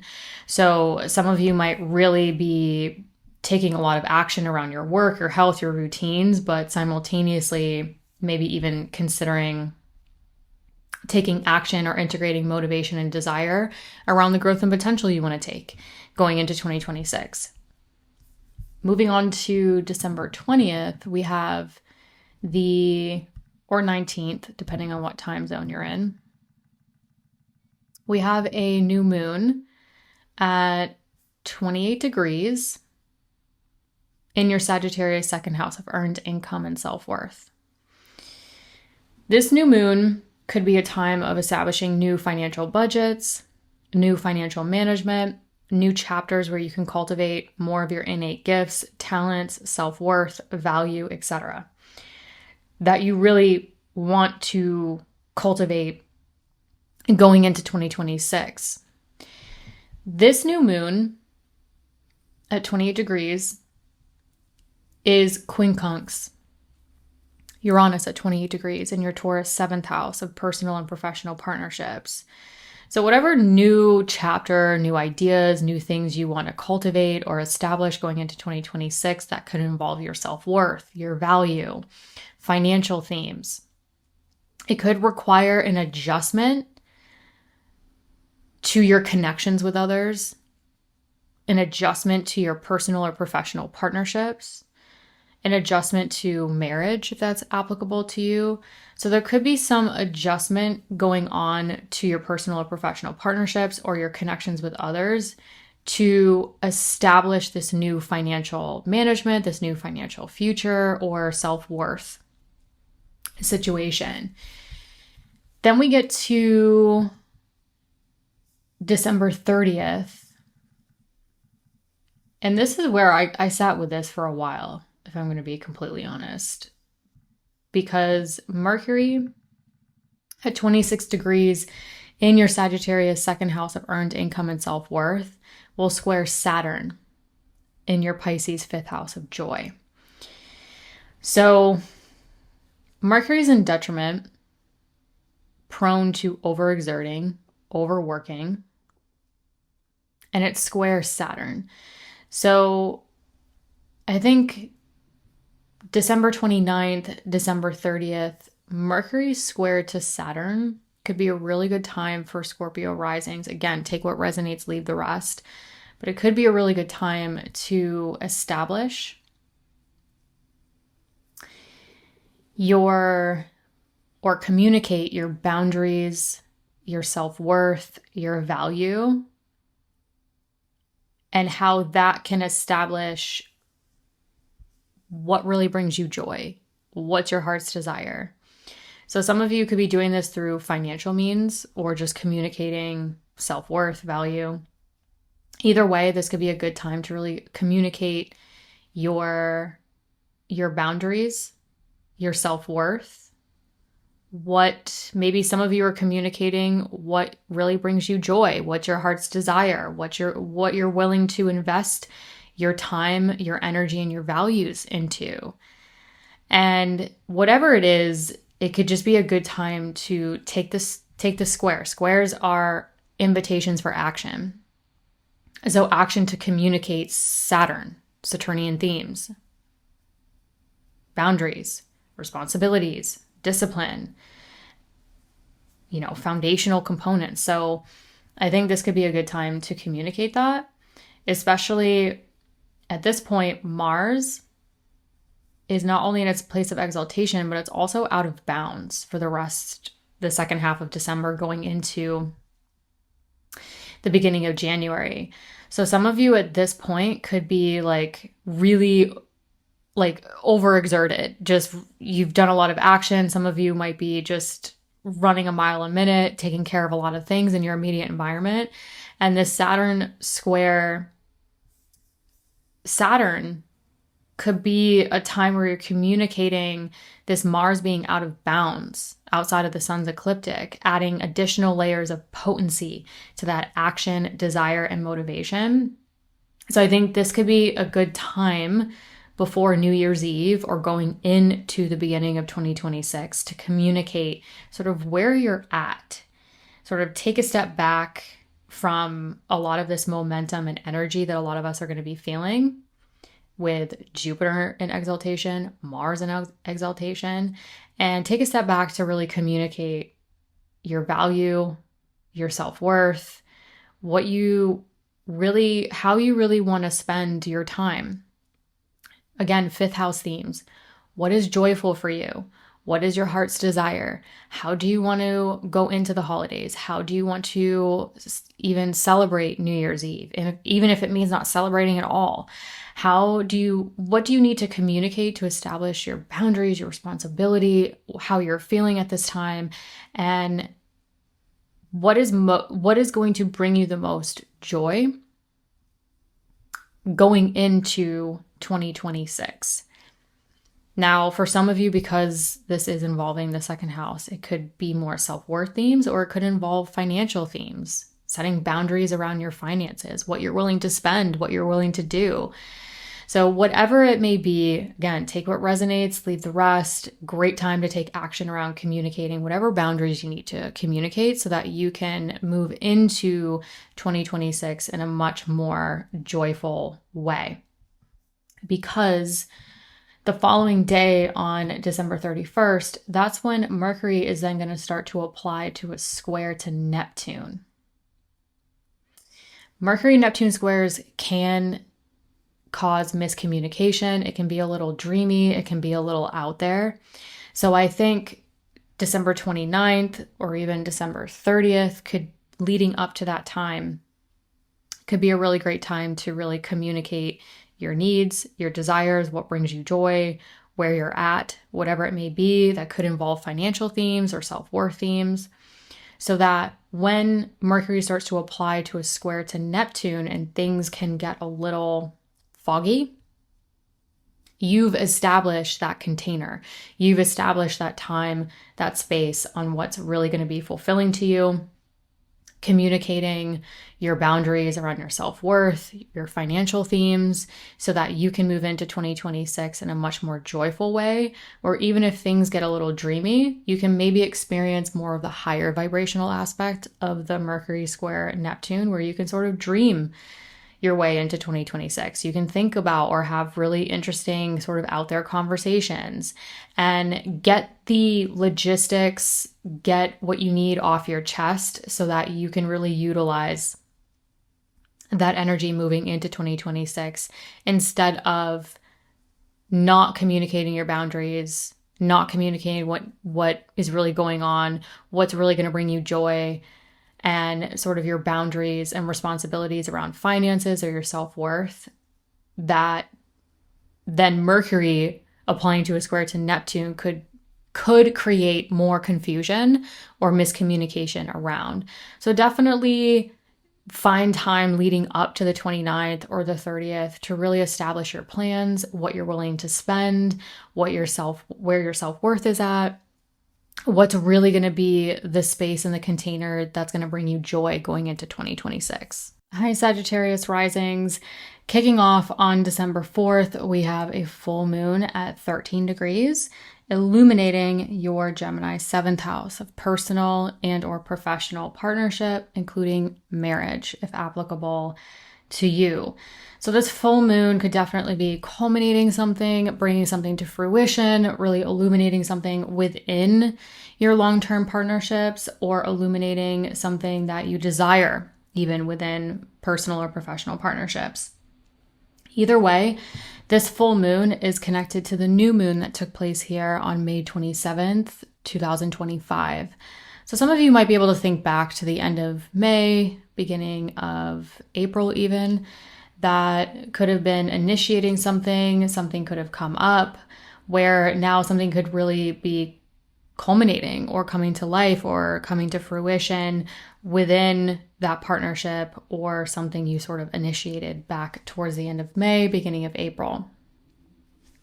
Either way, the full moon is really highlighting the you versus the other axis in your chart. So this could be just generally a good time to establish your needs versus the needs of others.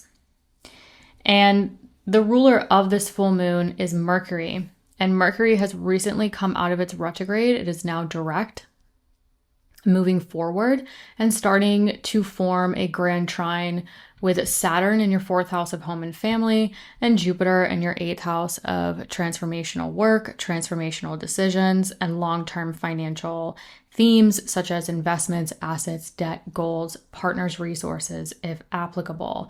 So this is not just a full moon in the area of partnership or the partnership you want to attract, whether it's personal or professional. I think with the ruler of this full moon moving direct, creating that forward momentum and creating this grand trine with Saturn and Jupiter, where grand trines can create a lot of natural flow. I think this full moon has additional layers where there can be more flow. There can be more unfolding and flowing, hopefully with more ease, especially with the grand trine and Mercury recently stationing direct and moving things forward, where some of you might have been reviewing and revising something within personal or professional partnerships that's now moving forward and then forming that grand trine where things can really flow and move forward. So moving on to December 8th, getting into a little bit of the Mars situation this month, where Mars at 25 degrees in your 1st house of the self, physical body, how you move through the world, how you take independent action, how other people view you. So really you square Saturn at 25 degrees in that Pisces 4th house of home, family, property, and real estate. So a Saturn Mars square. Squares are always opportunities for a little tension to get us to get up and go, to take action, to create tangible results. So for you Sagittarius risings, this could be some action, motivation, or desire to tie up any loose ends regarding a home, family, property, real estate situation, or just taking action around what's really going to support you. Also support any fifth house themes that could include children. So if you have children, this could also include taking action around what's really going to be most supportive to your children, or, starting a family, whatever themes involved with children that specifically resonate with you, if at all. Really, the ability to take action around really what are your needs and how to really establish that foundation within home, family, property, real estate. Now, a lot of people freak out when they see Mars-Saturn squares because it's the two malefics. However, I want to clarify, this is the closing square between Saturn and Mars here. So the Mars went conjunct Saturn, creating that new cycle, the new story, the new whatever to play out. And then that was back in, so the initial conjunction for this cycle was back in April 2024. Then Mars squared Saturn, did the opening square, the first square to Saturn in August of 2024. So story started around April 2024. Then the opening square, which can be sort of that initial challenge or tension or stress that we have to take action, in August of 2024. Then the opposition to Saturn from Mars took place in August of 2025. Now we have the closing square. So my point is that this is likely something that you've been working with for quite some time. And the closing square it tends to be that time where individuals know, like it's come into the consciousness, you've worked with it. And the closing square is sort of that time where you're like, okay, I know what this is. I know how to observe it. And any last minute action or change you want to make to sort of finalize that story or that journey that you've been on. And in this case, it's the square between you and home, family, property, and real estate. So taking action to sort of tie up loose ends and establish the home you need, the relationships with family, property, and real estate themes that can be most supporting to you. And also around this time of this Mars-Saturn square, we have Mercury starting to apply to an opposition to Uranus for the last time. So Mercury will oppose Uranus again, but Uranus will be in Gemini. This is the last opposition to Uranus in Taurus for, I don't know, maybe another 80, 85 years. It's going to be a long time. And to me, my point is when you look at the initial opposition and then the square between here, it's easy to go, oh my God. But this is conclusive energy. We've had a lot of Mercury-Uranus oppositions with Uranus and Taurus. This is the last one. That's concluding. The Mars-Saturn closing square, that's concluding that cycle. So I think all in all, this can be a lot of conclusive energy as we're going into December, especially with the full moon that took place on December 4th, which can definitely close things out or culminate things as well. So it's interesting how the first half of December looks like we're ramping up some energy, we're moving things forward, but we're closing things out to eventually get to December 15th when things shift, because Mars is going to enter its place of exaltation in your Capricorn second house of earned income and self-worth. So Mars is entering its place of exaltation, which means it's gaining a lot of essential dignity. It's gaining a lot of strength. And Mars in Capricorn has a lot of energy towards desires, motivation, plan of action. And this is in a financial house as well as your self-worth. So a lot of you could be really stepping into, or I hope stepping into, more self-worth, more value, taking action around financial goals, financial management. and really just amping up the energy in that area, generally speaking. The interesting part about this for Sagittarius risings is we have the planet of action and desire entering its place of exaltation in your second house of earned income. And we still have Jupiter in its place of exaltation in your Cancer 8th house of long-term financial management. So those investments, assets, debt, loans, partners' resources. So I think this could really start to amp up financial themes in really strong ways. You have the planet of expansion in its place of exaltation and the planet of action in its place of exaltation in your financial houses. So I think closing out 2025, going into 2026, I think a lot of you could be focused on finances, self-worth, even big transformational decisions or transformational work to even amplify that energy. And I think, this is December 15th is where I think things start to shift. And for Sagittarius risings, I think a lot of it could supercharge or energize the financial themes in your lives. Then on December 20th, we have this really interesting new moon. December 19th, depending on your time zone.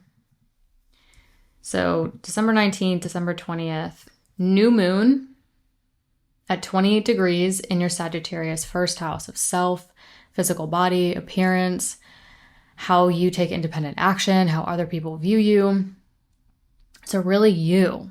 And this new moon, I think, is a really great opportunity to set new intentions around what you want to cultivate, around your identity, your appearance, how you want to show up in the world, how you want to feel in your physical body, and cultivate that over the coming months into 2026.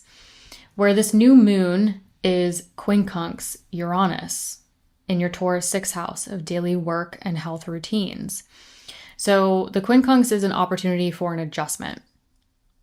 So there could be an adjustment or adjustments to your wellness routines, your health, your work, your routines that are really going to set you up for success regarding your health and your work. That could definitely be playing into that new moon where some of you are maybe thinking about your identity, your appearance, how you want to take care of your body, how you want to show up in the world, how you want to move through the world.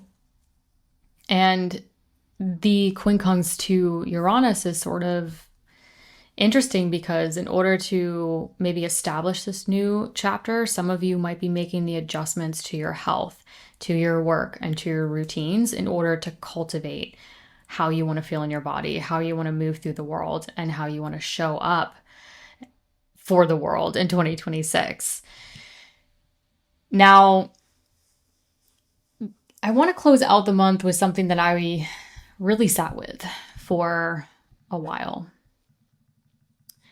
Because on December 29th, we have Mercury at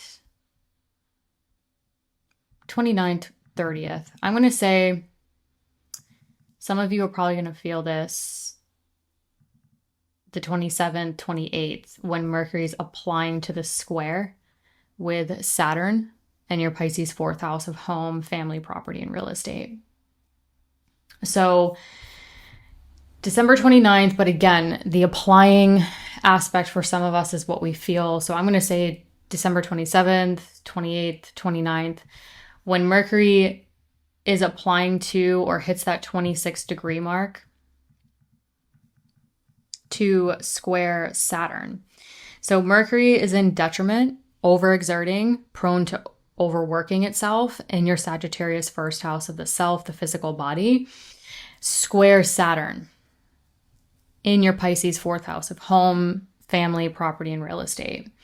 So this one's interesting because Mercury is going to initially square Saturn, and then it's going to start to apply to a square to Neptune, which they're very different planets.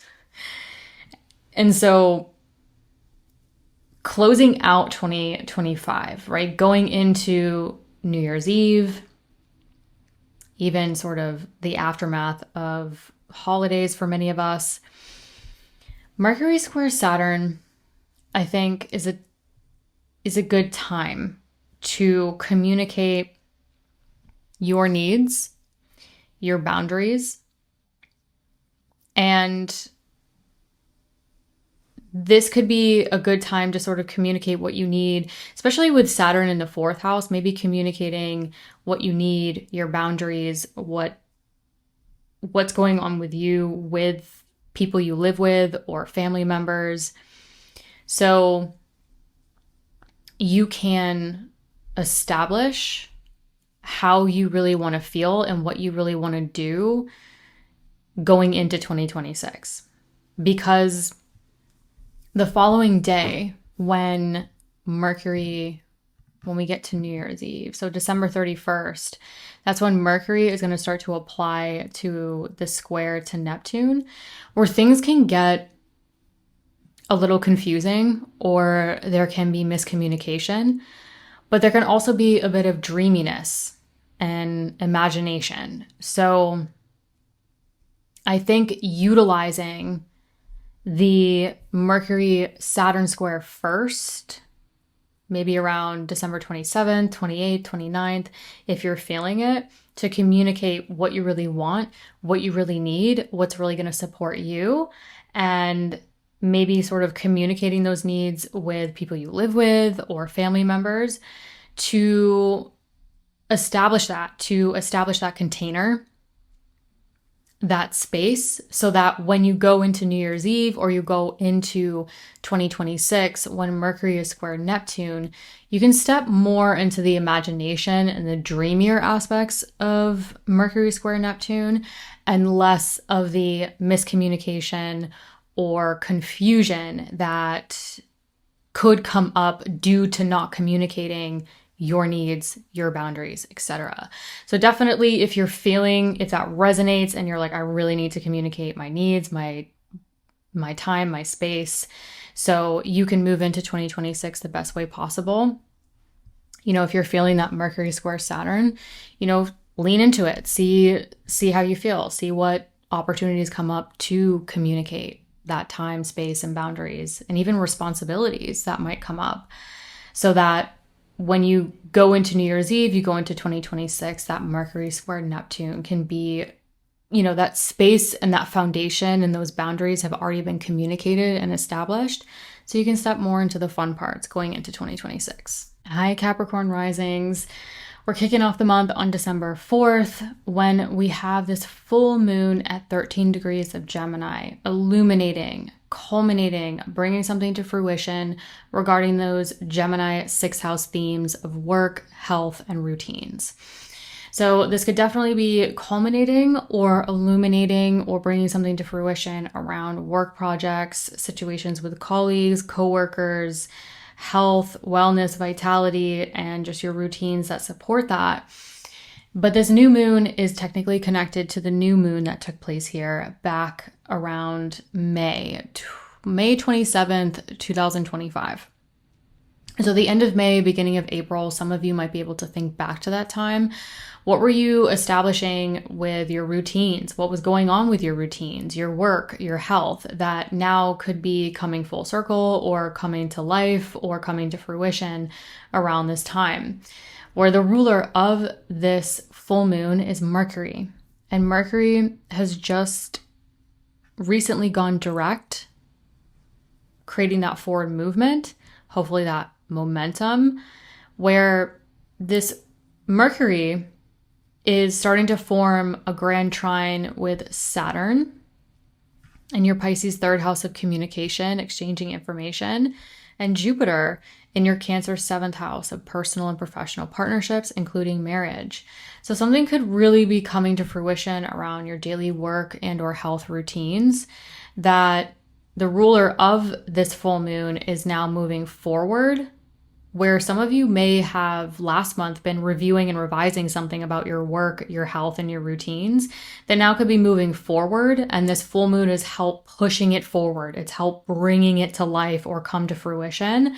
And the ruler of this full moon creating a grand trine can help create more natural flow and movement as well. Now moving on to December 8th, when we have a little Mars situation here. We have Mars at 25 degrees in your Sagittarius 12th house of your subconscious thought patterns, your dreams, solitude, behind the scenes stuff. So Mars is going to square Saturn in your Pisces 3rd house of communication, exchanging information, siblings, extended family, really your daily movement, those people, places, and things within your everyday immediate environment. And the Mars-Saturn square, we have the two malefics in a square. So this definitely has the potential to create a little bit of, tension to take action, right? Squares are an invitation to action, generally speaking. And so Mars is in your 12th house, which can sometimes create what I like to call monkey mind, where your thoughts are swinging, the pendulum swinging back and forth.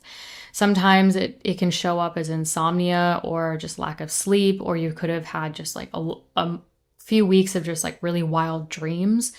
Either way, what's going on behind the scenes for you? How are you feeling behind the scenes? What's going on mentally?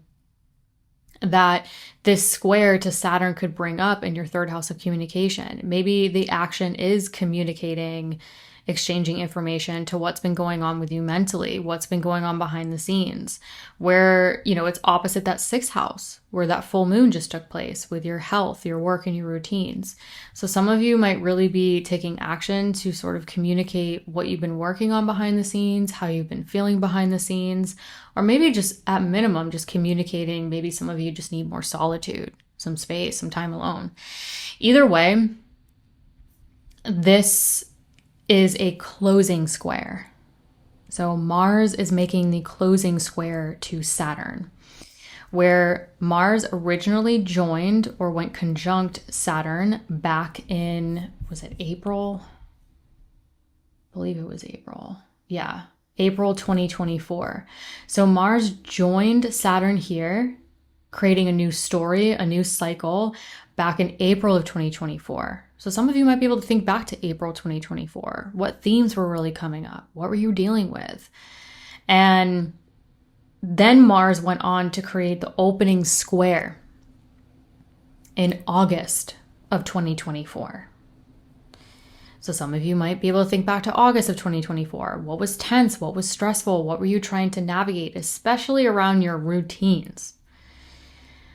Then Mars continued on and made the opposition to Saturn in August of 2025, so fairly recently. And now Mars is making the closing square. So my point is that even though this is a square between Mars and Saturn, this is likely something that we've been dealing with. That's already come into our consciousness, that we've already probably taken some action on, tried to figure out, tried to balance. And the closing square is sort of that conclusion. What last action do you want to take now that you have a full grasp of the situation? Again, if that resonates. If it doesn't resonate, leave it, forget it, don't worry about it. But if it's really resonating for you, this could be a really interesting cycle for you to see sort of what came up April 2024, then again in August 2024, and then again in August 2025, and now what this closing square can mean for you. Additionally, as a square takes place, Mercury is going to be applying to an opposition to Uranus for the last time in Taurus. So Mercury will oppose Uranus again, but Uranus will be in Gemini. So this is the last opposition to Uranus in Taurus for roughly, another 80, 85 years. And so long time. We got a ways away. So my point is that at first glance, this might look a little scary to some people, but when you start peeling back the layers, you start to realize, okay, we just had a full moon, which tends to culminate, close things out. Mercury just came out of retrograde, is making its last opposition to Uranus and Taurus for the last time, for a very long time. And that seems to be closing out. We've had a lot of Mercury-Uranus oppositions over the past many years, but this is this is the last time, the last stretch for Uranus to be in Taurus. So my point is, with the full moon potentially closing things out, bringing to culmination, Mercury's last opposition to Uranus and Taurus, Mars closing square to Saturn, this has a lot of concluding energy to it. I feel like this is conclusive when you start pulling back the layers. So what do you want to close out? What story do you want to wrap up? You know, maybe some of you're sort of reviewing your lessons, the actions you've taken, how you've navigated it, and sort of integrating those lessons and gifts and etc. But either way, this isn't conclusive. This could present some bit of stress around this time, but I think that this is nothing new. You know, looking at the cycles, these are things that you've been working with for a while, and how can we sort of move into a space of conclusion or wrapping things up around what might be coming up around this time. Especially as we get to December 15th. For you Taurus risings, not Taurus risings, Capricorn risings, excuse me. So December 15th, when Mars enters your Capricorn first house of the self, the physical body, Mars is entering its place of exaltation. Mars is gaining a significant amount of essential dignity and strength. So Capricorn risings, I think December 15th, really for the rest of December, even into January of 2026, you could be feeling a lot more energized, which could be a good thing or a bad thing. So sometimes with Mars in Capricorn, especially in the first house of the physical body, you could be stretching yourself too thin, or you could be stepping into feeling really good about yourselves, feeling really energized, feeling really active. You have the planet of motivation, desire, and action entering its place of exaltation in your first house of the physical body. So I hope this could be a time where Capricorn risings are stepping into more physical strength, more physical sort of agility and energy going into the rest of December into January 2026. Also want to point out that not only do we have the planet of action in its place of exaltation, we also still have the planet of expansion in its place of exaltation. So December 15th, I think this is where things start to change in terms of our actions, our motivations, our desires, and how we expand in the world. It's gaining a lot of strength. It has a lot of strength. It's exalted. So for you Capricorn risings, this is happening in angular houses, and it has also the ability to create a lot of action and change to other areas of your chart and thus life compared to other configurations with other rising signs. So definitely recharge your batteries before Mars enters your Capricorn first house and gives you like a energy drink or supercharged dose of energy, generally speaking. So yeah, hopefully in November, you took some time to kind of reevaluate what you need to do, get everything in order so that when Mars enters your first house, you can really ride that wave of energy in the best way possible. Now, moving on to December 20th, we have or 19th, depending on your time zone, December 19th, December 20th, there is a new moon at 28 degrees in your Sagittarius 12th house of subconscious thought patterns, solitude, dreams, really behind the scenes stuff.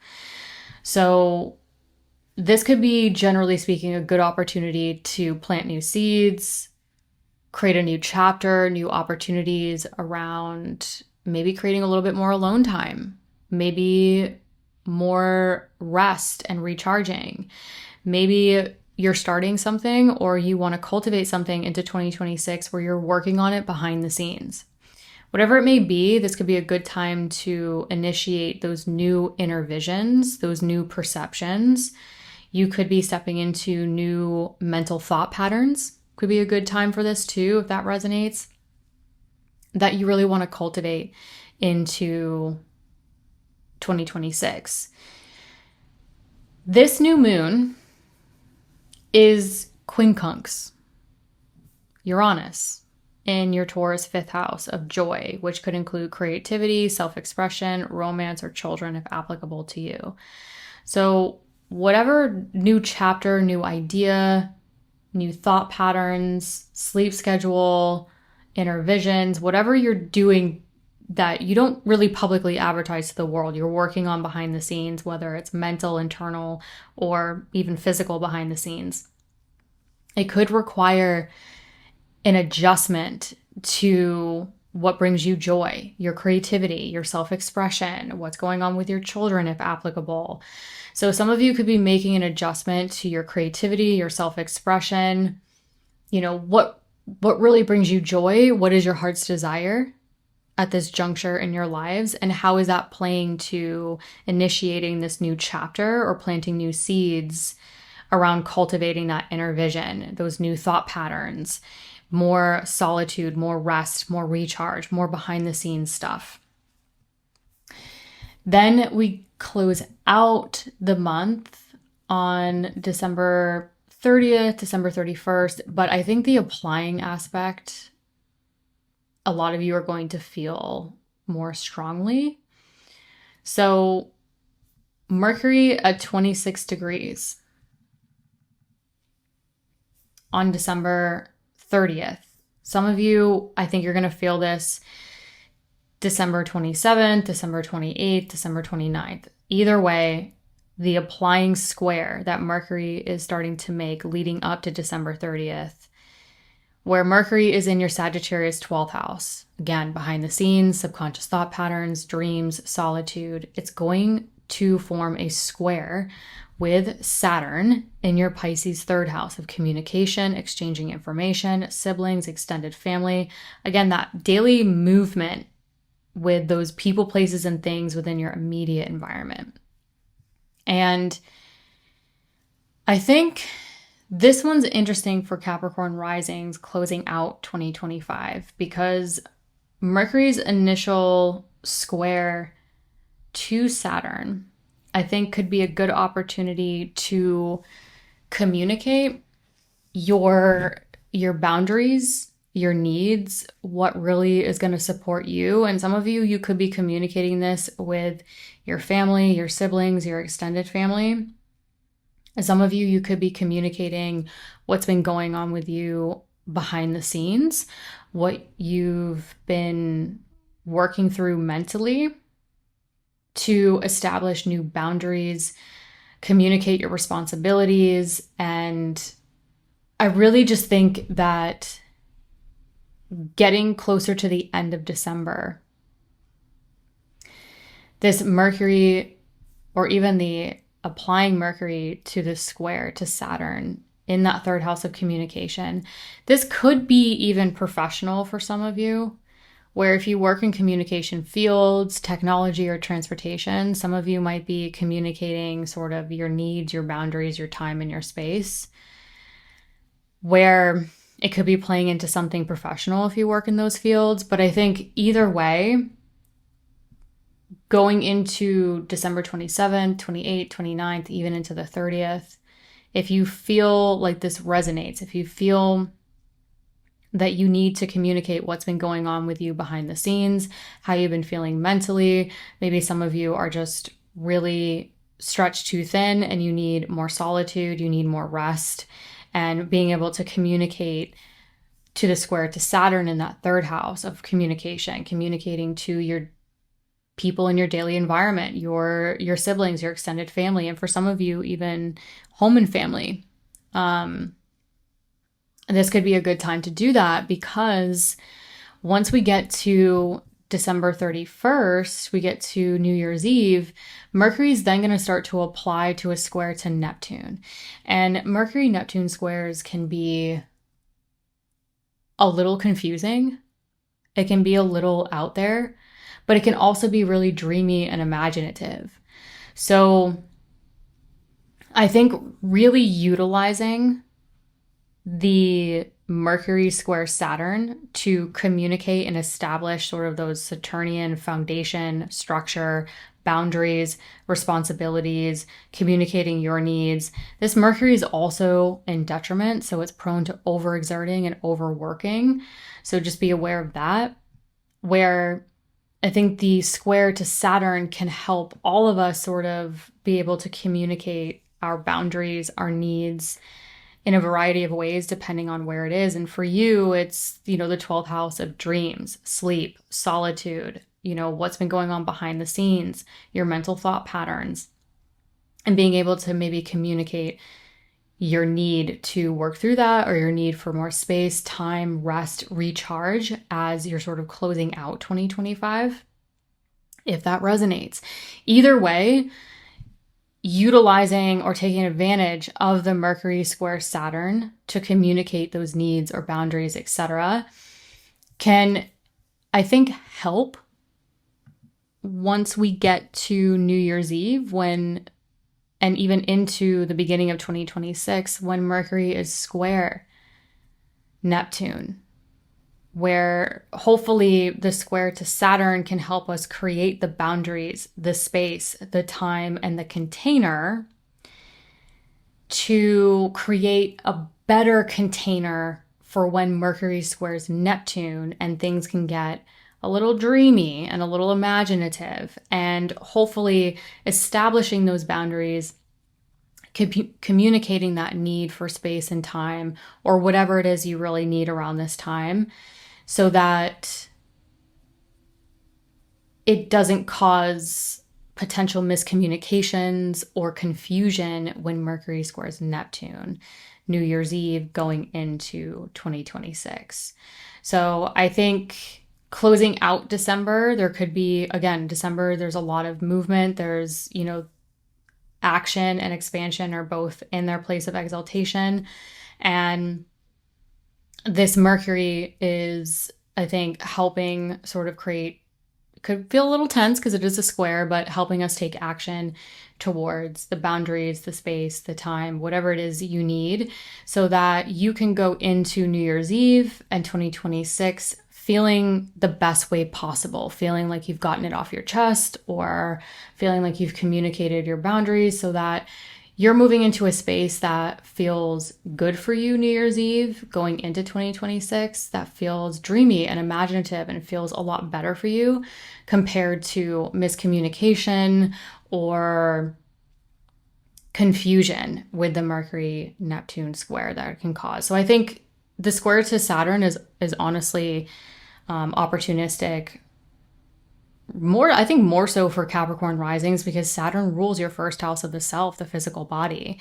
So maybe communicating your needs around your physical body, feeling better in your body, the space and time you need, especially if there are health situations or it's just a really exhausting time for you. So definitely, if that resonates, see how it feels.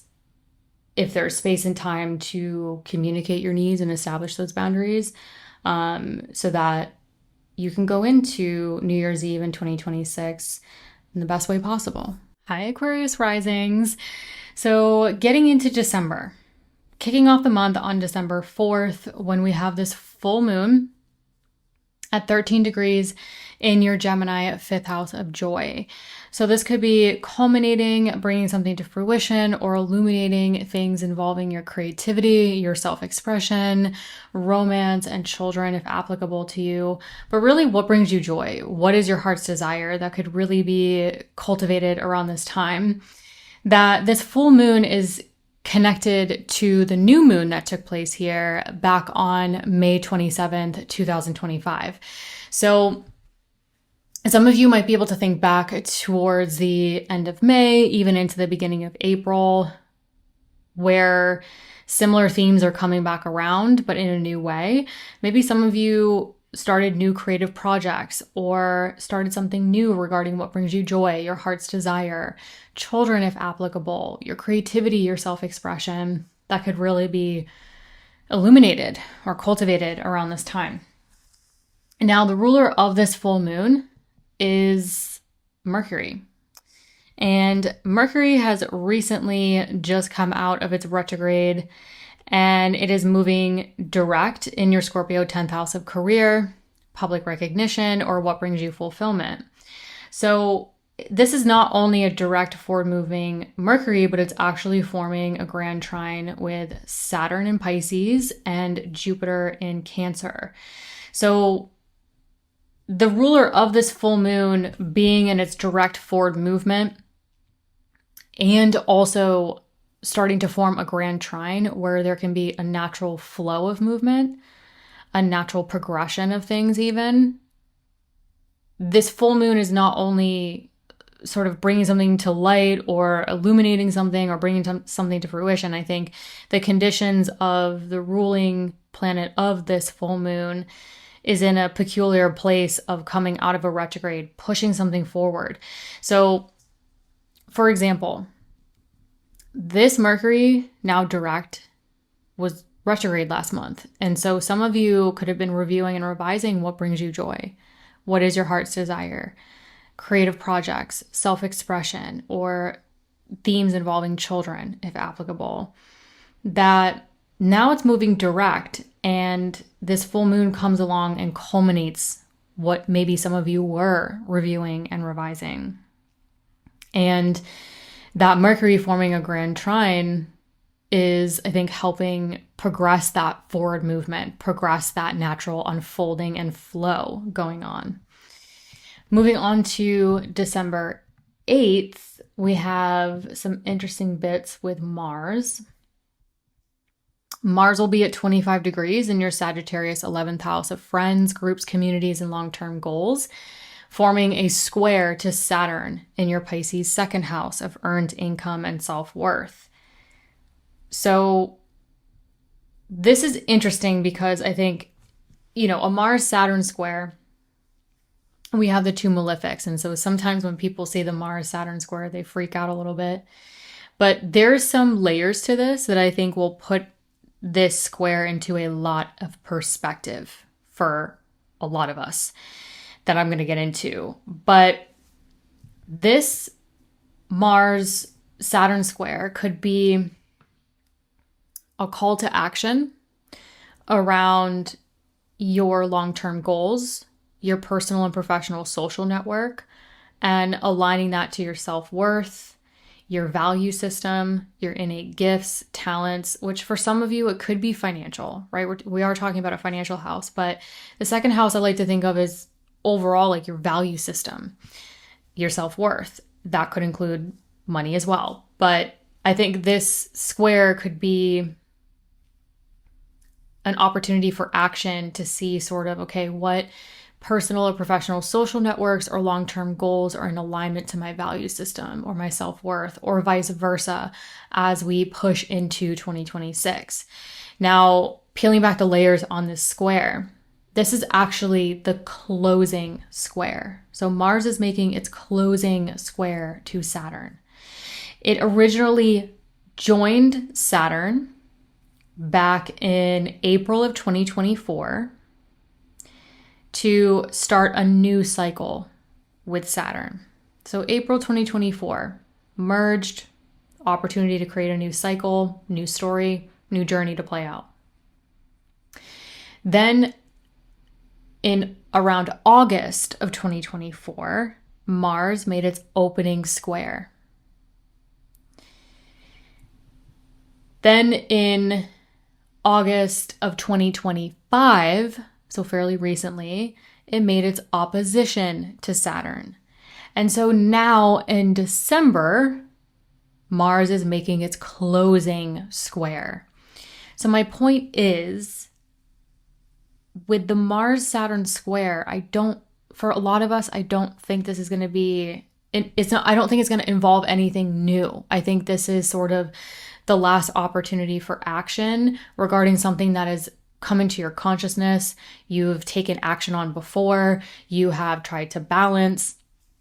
And so I think this is sort of just like the last, all right, I'm observing it, I experienced it, I lived it. What are sort of the last loose threads or pieces of action that I can put together to sort of close out this journey, close out this story for when Mars will join Saturn again and create a new cycle. So again, when you peel back the layers, you start to see that this is a closing square. This isn't conclusive, but I definitely think that this is part of a larger story that's been playing out since roughly April 2024, that you're gearing up to sort of close out regarding your value system, your relationship to money, relationship to your values, your self-worth, your long-term goals, and your social network. Additionally, when Mars forms this square to Saturn, Mercury is going to be applying to an opposition with Uranus in your Taurus 4th house of home, family, property, and real estate. This will be Mercury's last opposition to Uranus in Taurus. So Mercury will obviously oppose Uranus many times over and over and over again, but it will be in Gemini.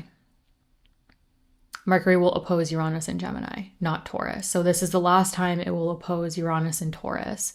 And I want to emphasize that because we've had a lot of oppositions between Mercury and Uranus in Taurus for many, many years now. And this is the last one where we're also getting a closing square with Mars to Saturn. And we've also recently had a full moon in Gemini, culminating, closing, bringing something to fruition.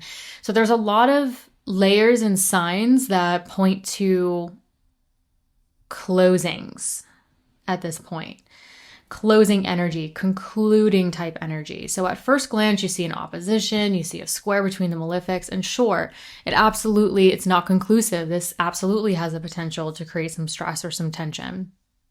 But I actually think when I'm looking in the cycles and the whole story that's been playing out for a while now, this is conclusion energy. So that's some of the specifics that I wanted to include to put it into perspective, to say, okay, what have you been working with for a long time now around career, business, public recognition versus home, family, property, real estate, that you can sort of conclude or make last minute changes or look back on how far you've come. Or some of you might be looking back on what maybe really initiated back in April of 2024 and how you've been working through that journey and how now you can sort of observe that. You can see how much you've evolved through that. And now you're at a stage of closing that out. Then when we get to December 15th, things shift a bit because Mars is going to enter its place of exaltation in your Capricorn 12th house of subconscious thought patterns, dreams, solitude, really behind the scenes stuff. And Mars is going to gain a significant amount of essential dignity and strength here. So for you Aquarius Risings, you're really going into the holiday season with a supercharged Mars in that behind the scenes sort of. Definitely pay attention to your dreams, your sleep. Try to establish the best sleep schedule as possible with travel or whatever is going on at this juncture in your life. Definitely make sure you are, paying attention to where you're maybe overexerting yourselves too much behind the scenes or even mentally, and balancing that with Jupiter's place of exaltation with your daily routines, your daily health, your daily work. So December 15th, we will have the planet of action, motivation, and desire in its place of exaltation, really kicking up a lot of maybe your mental thought patterns, your inner visions, your inner desires, motivations. And then we still have Jupiter in its place of exaltation in the area of daily work and health routines. So making sure to try to balance that as best as possible. If it resonates, if it becomes an issue, and some of you might really love the exalted Mars in Capricorn. You might love the mental surge or the mental acuity or just sort of like all of the motivation and the desire and the thoughts going on. You might absolutely love it. And you might feel a lot of desire or motivation to work on something behind the scenes. That Jupiter can help expand it into your work, your health, or your routines. So just be aware of that. If you are prone to insomnia and have a really hard time sleeping, definitely pay attention to this and see how you feel through the ebbs and flows of it. Moving on to December 20th, December 19th, depending on what time zone you're in, we have a new moon at 28 degrees in your Sagittarius 11th house of friends, groups, communities, and long-term goals. So your social network and your long-term goals. And this new moon at 28 degrees could be a really great opportunity to get clear on the goals you want to cultivate into 2026.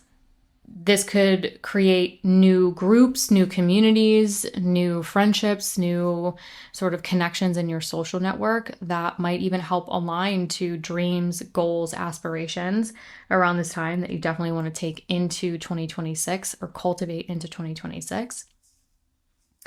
This new moon that could be helping a lot of you plant seeds and cultivate new chapters within your social network, your long-term goals into 2026 will be quincunx Uranus in your Taurus 4th house of home, family, property, and real estate. So the quincunx is really just this minor adjustment. And some of you might be seeing the adjustment you maybe need to make with home, family, relationships with people you live with, property or real estate themes. Making adjustments to those areas, especially with Uranus wrapping up its transit in that Taurus area, to help support this new chapter or what you want to cultivate in terms of your social network and your long-term goals in 2026. So this could be as minor as, in terms of home, family, property, real estate themes. Some of you might be like, I want to create more content, or I want to sort of expand my business, but I need to make adjustments to my home office. I need to make adjustments to my space in order to do so. Or some of you might be making adjustments to relationships with people you live with or family members to have them help support, cultivate this new chapter with your social network or your long-term goals. So it could be as minimal as just sort of shifting the space or the environment within your home, or it could be as maximal as a renovation or a relocation that helps support this new chapter.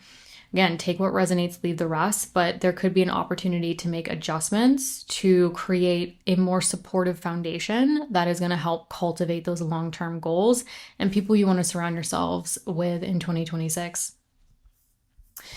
Then getting to sort of closing out the month, we got an interesting square with Mercury. When Mercury's at 26 degrees, it's going to square Saturn in your Pisces 2nd house of earned income and self-worth. So just to be clear for people not watching and listening, Mercury will be at 26 degrees in your Sagittarius 11th house of friends, groups, communities, so social network and long-term goals, square Saturn in your Pisces 2nd house of earned income and self-worth. So this is another square, another opportunity to take action for some of you, if it resonates, around communicating your responsibilities, communicating your boundaries and your commitments around your long-term goals, your long-term financial goals, and who you want to surround yourselves with that's in alignment to those goals, dreams, aspirations, and most importantly, your self-worth with those 2nd house themes. So a lot of you could feel this actually December 27th, 28th, when Mercury's applying to the square. So I would say December 27th, 28th, 29th, definitely by the 30th, if you're feeling the need to sort of communicate your boundaries, your structures, your needs as you are sort of closing out 2025, lean into a little bit. See how it can sort of support you or help create that space and that environment that feels a lot better for you. Saturn rules your 12th house of your subconscious thought pattern. So some of you might be communicating your boundaries or what you need or your responsibilities in order to sort of get it off your chest or create more relief mentally.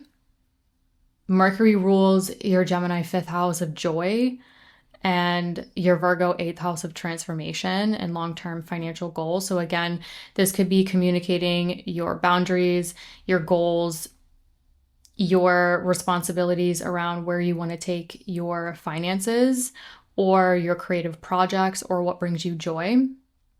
Either way, I think getting towards the end of December, it could be a good opportunity for some of you to see if there are opportunities or the desire to sort of communicate those responsibilities, boundaries, and sort of structural components that are going to support your long-term goals, who you want to surround yourselves with, and your self-worth going into 2026. Because once we get to New Year's Eve, December 31st, that's when Mercury is now going to start to apply to a square with Neptune. And Mercury-Neptune squares can create a little bit of confusion or miscommunication. So I think really utilizing the Mercury-Saturn square, if you feel it's necessary to communicate what you need to communicate. So communicating sort of your needs, your timetable, your boundaries around who you want to surround yourselves with, your long-term goals, your financial situation, your self-worth situation, so that you can establish the container and the space that sets you up for success and feels really good for you, so that when Mercury squares Neptune, you can move away from any miscommunication or confusion and move more into a space of imagination and dream going into 2026. Hello, Pisces Risings. So kicking off the month on December 4th, we have this full moon at 13 degrees, illuminating, culminating, bringing something to fruition in that Gemini 4th house of home, family, property, and real estate. So definitely pay attention to what could be culminating or coming to fruition around home, family, property, real estate themes. Some of you, it could just be a busier time at home or with family. It certainly is the time where a lot of people are celebrating holidays. But for you Pisces risings, this is really highlighting your 10th and 4th house axis with the full moon. So this could just be a really busy time between what brings you fulfillment, career, business, public recognition versus what could really be coming up at home or with family, property, real estate themes. Now the ruler of this full moon is Mercury, and Mercury just recently came out of retrograde, is now moving forward, moving direct, and is starting to form that grand trine with Saturn in your 1st and Jupiter in your 5th house. So this full moon has, I think, a lot of potential for culminating and pushing things forward, not only because it's a full moon, but the ruler of the full moon is coming out of its retrograde cycle, is really moving forward and then forming a grand trine, where grand trines can create a lot of natural flow and movement. So I think this could be a potentially busy time between, career, business, what brings you fulfillment versus what's playing out at home. And things could be sort of really picking up that movement and that momentum with Mercury moving forward, especially because last month when Mercury was retrograde, a lot of you could have been reviewing and revising home, family, property, real estate themes that this full moon could really culminate or bring to life as Mercury is now moving forward and pushing those themes or that story forward for some of you. Then we get to December 8th, where we get a little Mars action coming into gear here. So Mars at 25 degrees in your Sagittarius 10th house of career, business, public recognition, or what brings you fulfillment themes will square Saturn in your Pisces first house of the self, the physical body, how you take independent action, how other people view you. So this is a square between Mars and Saturn, the two malefics, and that does sometimes have the potential to create a little tension between, you know, your needs, your established needs versus what's really playing out at your job, your career, your public recognition, or what brings you fulfillment. So things could be really kicking up with, or maybe it's a busier time for some of you with work, or maybe there's a lot of desire and motivation going on with career, business, public recognition, or what brings you fulfillment. And it's an invitation to take action around still honoring your needs, your strength, your commitment to yourselves. So this square, I'm not going to lie, it's not conclusive, but it does have some ability to create the opportunity to take action, to create tangible results that could be better results around your career, your working environment, versus your own individual needs that Saturn has been really strengthening the past couple years. Now, to break this down, because I think when people see the two malefics, Mars and Saturn, in a square configuration, some people freak out a little bit. So I want to clarify and provide a little bit more clarification that I think you can really utilize around this time if it resonates. So this Mars squaring Saturn on December 8th, this is the closing square. So Mars originally went conjunct Saturn back in April of 2024. Then it did its opening square in August of 2024. Then it did its opposition to Saturn in August of 2025, so not too long ago. And now it's doing its closing square. So my point is that the closing square, it's likely something that you've been working through and working with since April of 2024. And the closing square is sort of that concluding action, it's usually the time where it came into your consciousness, you sort of worked with it, you've been dealing with it, and you know your way through it. And maybe some of you are observing the situation that for some of you initiated back in April of 2024 or around that time, that now you're able to see it, understand it, and take any last minute action to sort of conclude this story, conclude this journey for when Mars will eventually join Saturn again and start a new story and a new cycle. So again, this is a closing square. You've likely already been working with this for a while or been thinking about how to take action towards what is playing out right now. The other thing I want to mention as this square goes exact on December 8th, Mercury will be applying to an opposition to Uranus in your Taurus third house of communication and exchanging information for the last time. So Mercury will obviously oppose Uranus again, but Uranus will be in Gemini. It will not return back to Taurus for roughly another 85 years. So Mercury opposing Uranus, this is nothing new. We've had tons of Mercury-Uranus oppositions with Uranus and Taurus for the past 7-ish years. So again, nothing new. You've likely already worked with these themes, but it's the last time.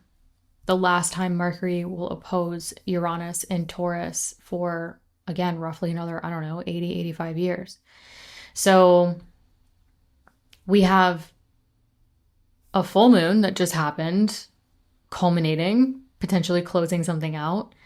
We have Mercury opposing Uranus for the last time with Uranus in Taurus. We have Mars creating a closing square to Saturn in your first house of self and Mars in that 10th house of career, public recognition. So a lot of this has concluding energy to it.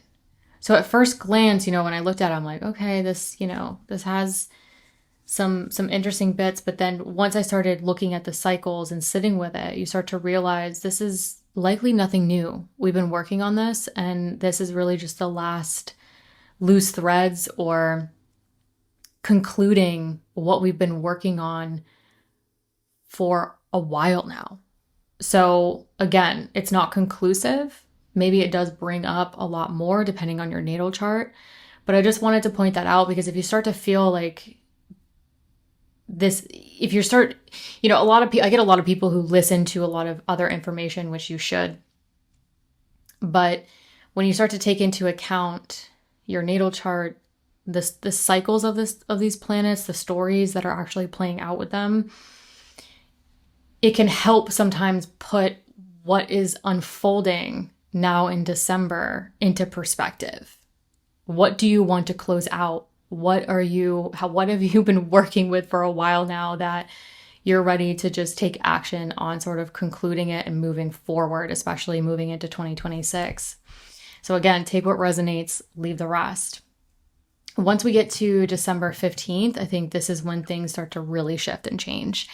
And December 15th is when Mars enters its place of exaltation, gaining a lot of strength, a lot more essential dignity, moving into that Capricorn 11th house of friends, groups, communities, and long-term goals.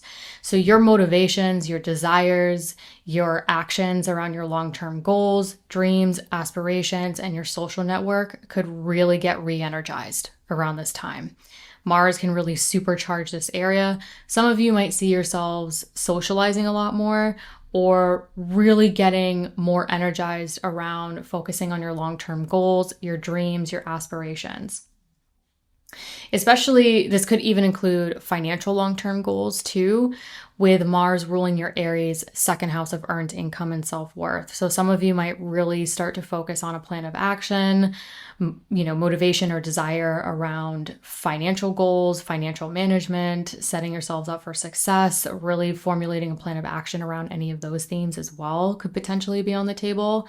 And Mars also rules at Scorpio, 9th house of growth and potential. So some of you might also be looking at a plan of action or be very motivated and desiring, continuing education, travel plans, spirituality, publishing, teaching, or really sort of looking at the plan of action around those growth and potential themes moving forward. So I think Mars moving into your Capricorn 11th for Pisces Risings especially could really re-energize that desire and motivation and plan of action around where you want to go with your growth and potential, where you want to go financially, and also maybe even, I would say, re-energizing your self-worth and your value as well around this time.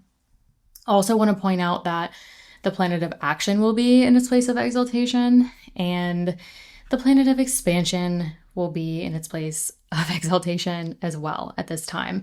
So the second half of December is different from the first half of December, in my opinion, but these two planets in their place of exaltation are on your 5th, 11th house axis, which is really what I like to call like the fun axis.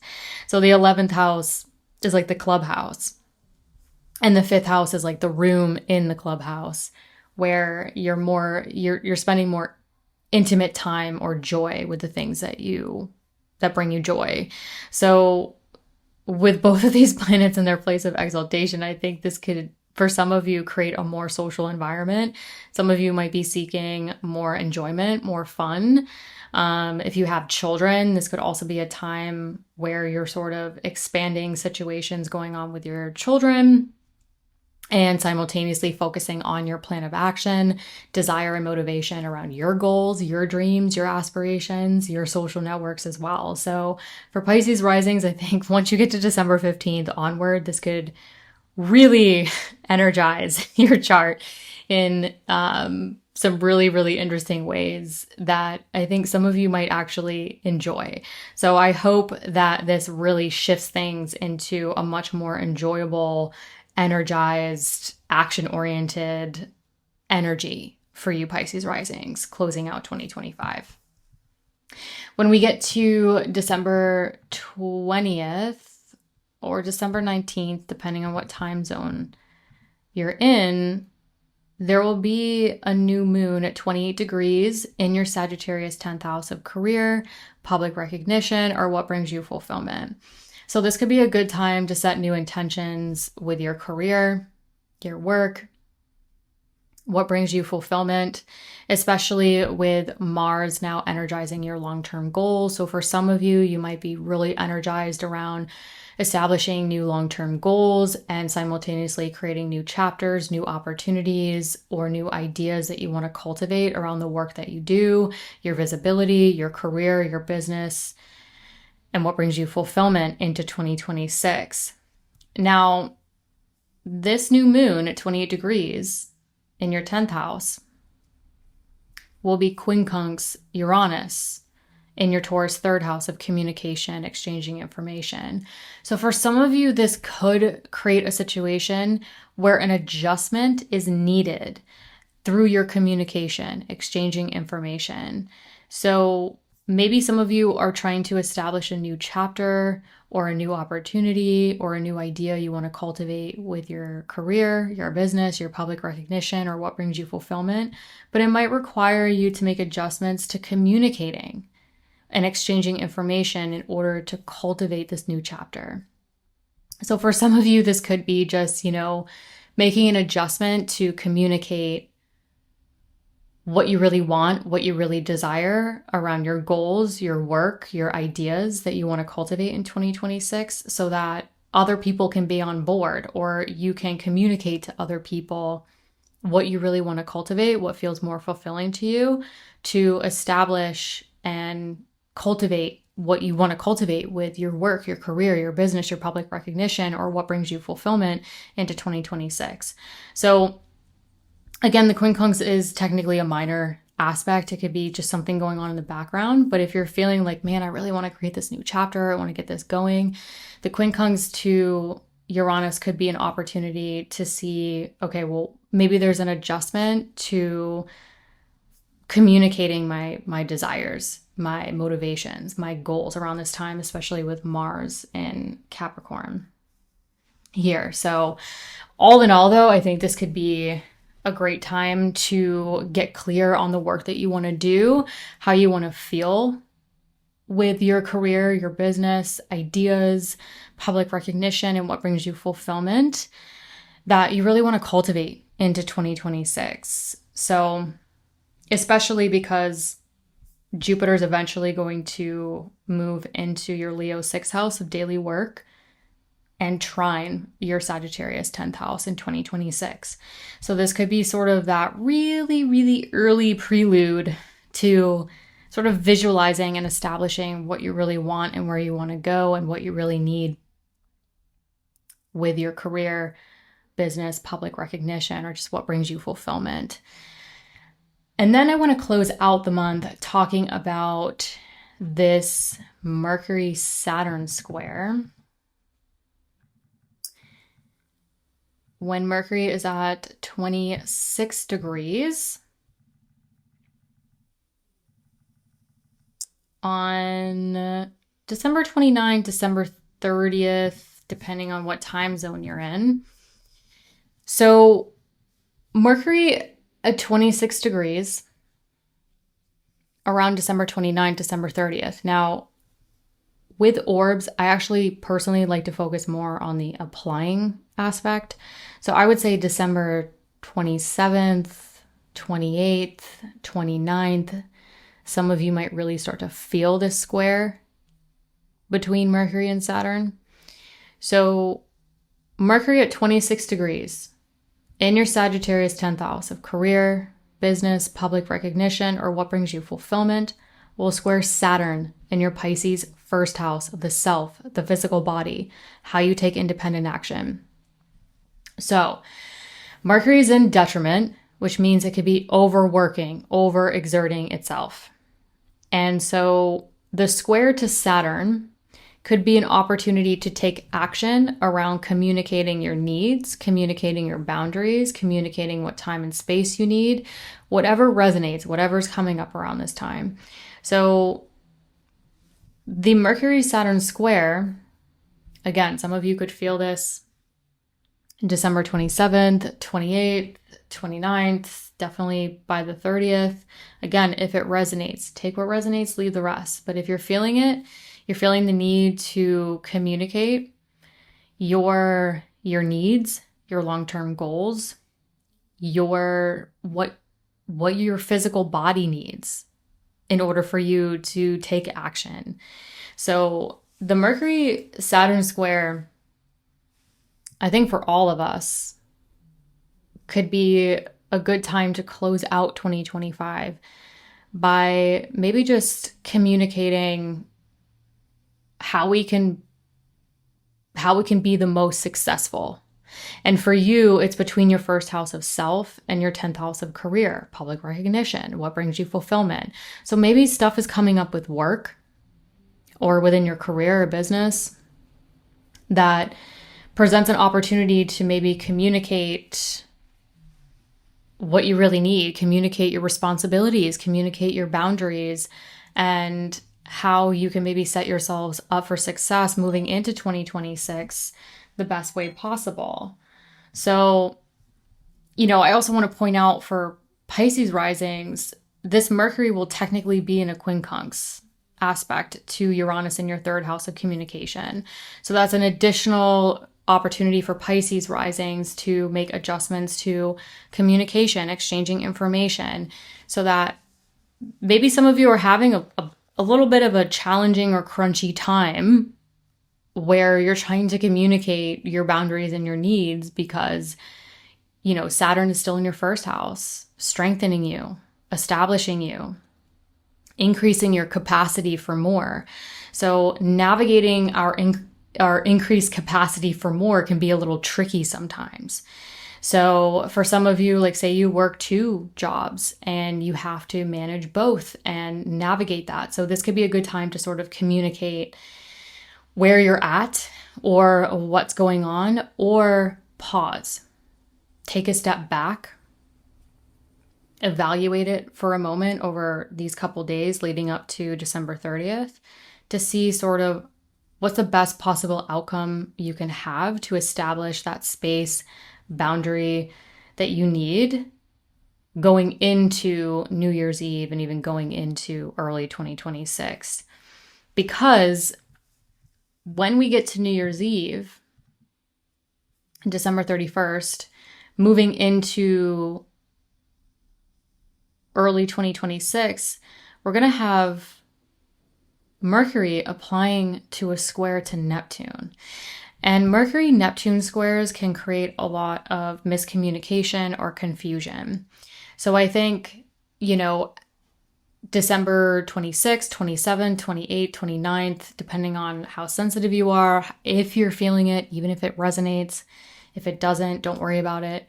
But I think Mercury's initial square to Saturn is opportunistic. To set ourselves up for success, to maybe communicate what we need, our boundaries, our responsibilities, our capacity, so that when Mercury squares Neptune, it's less communication. It's moving away from the miscommunication. It's moving away from the confusion and moving more into a space of being able to imagine and dream going into 2026.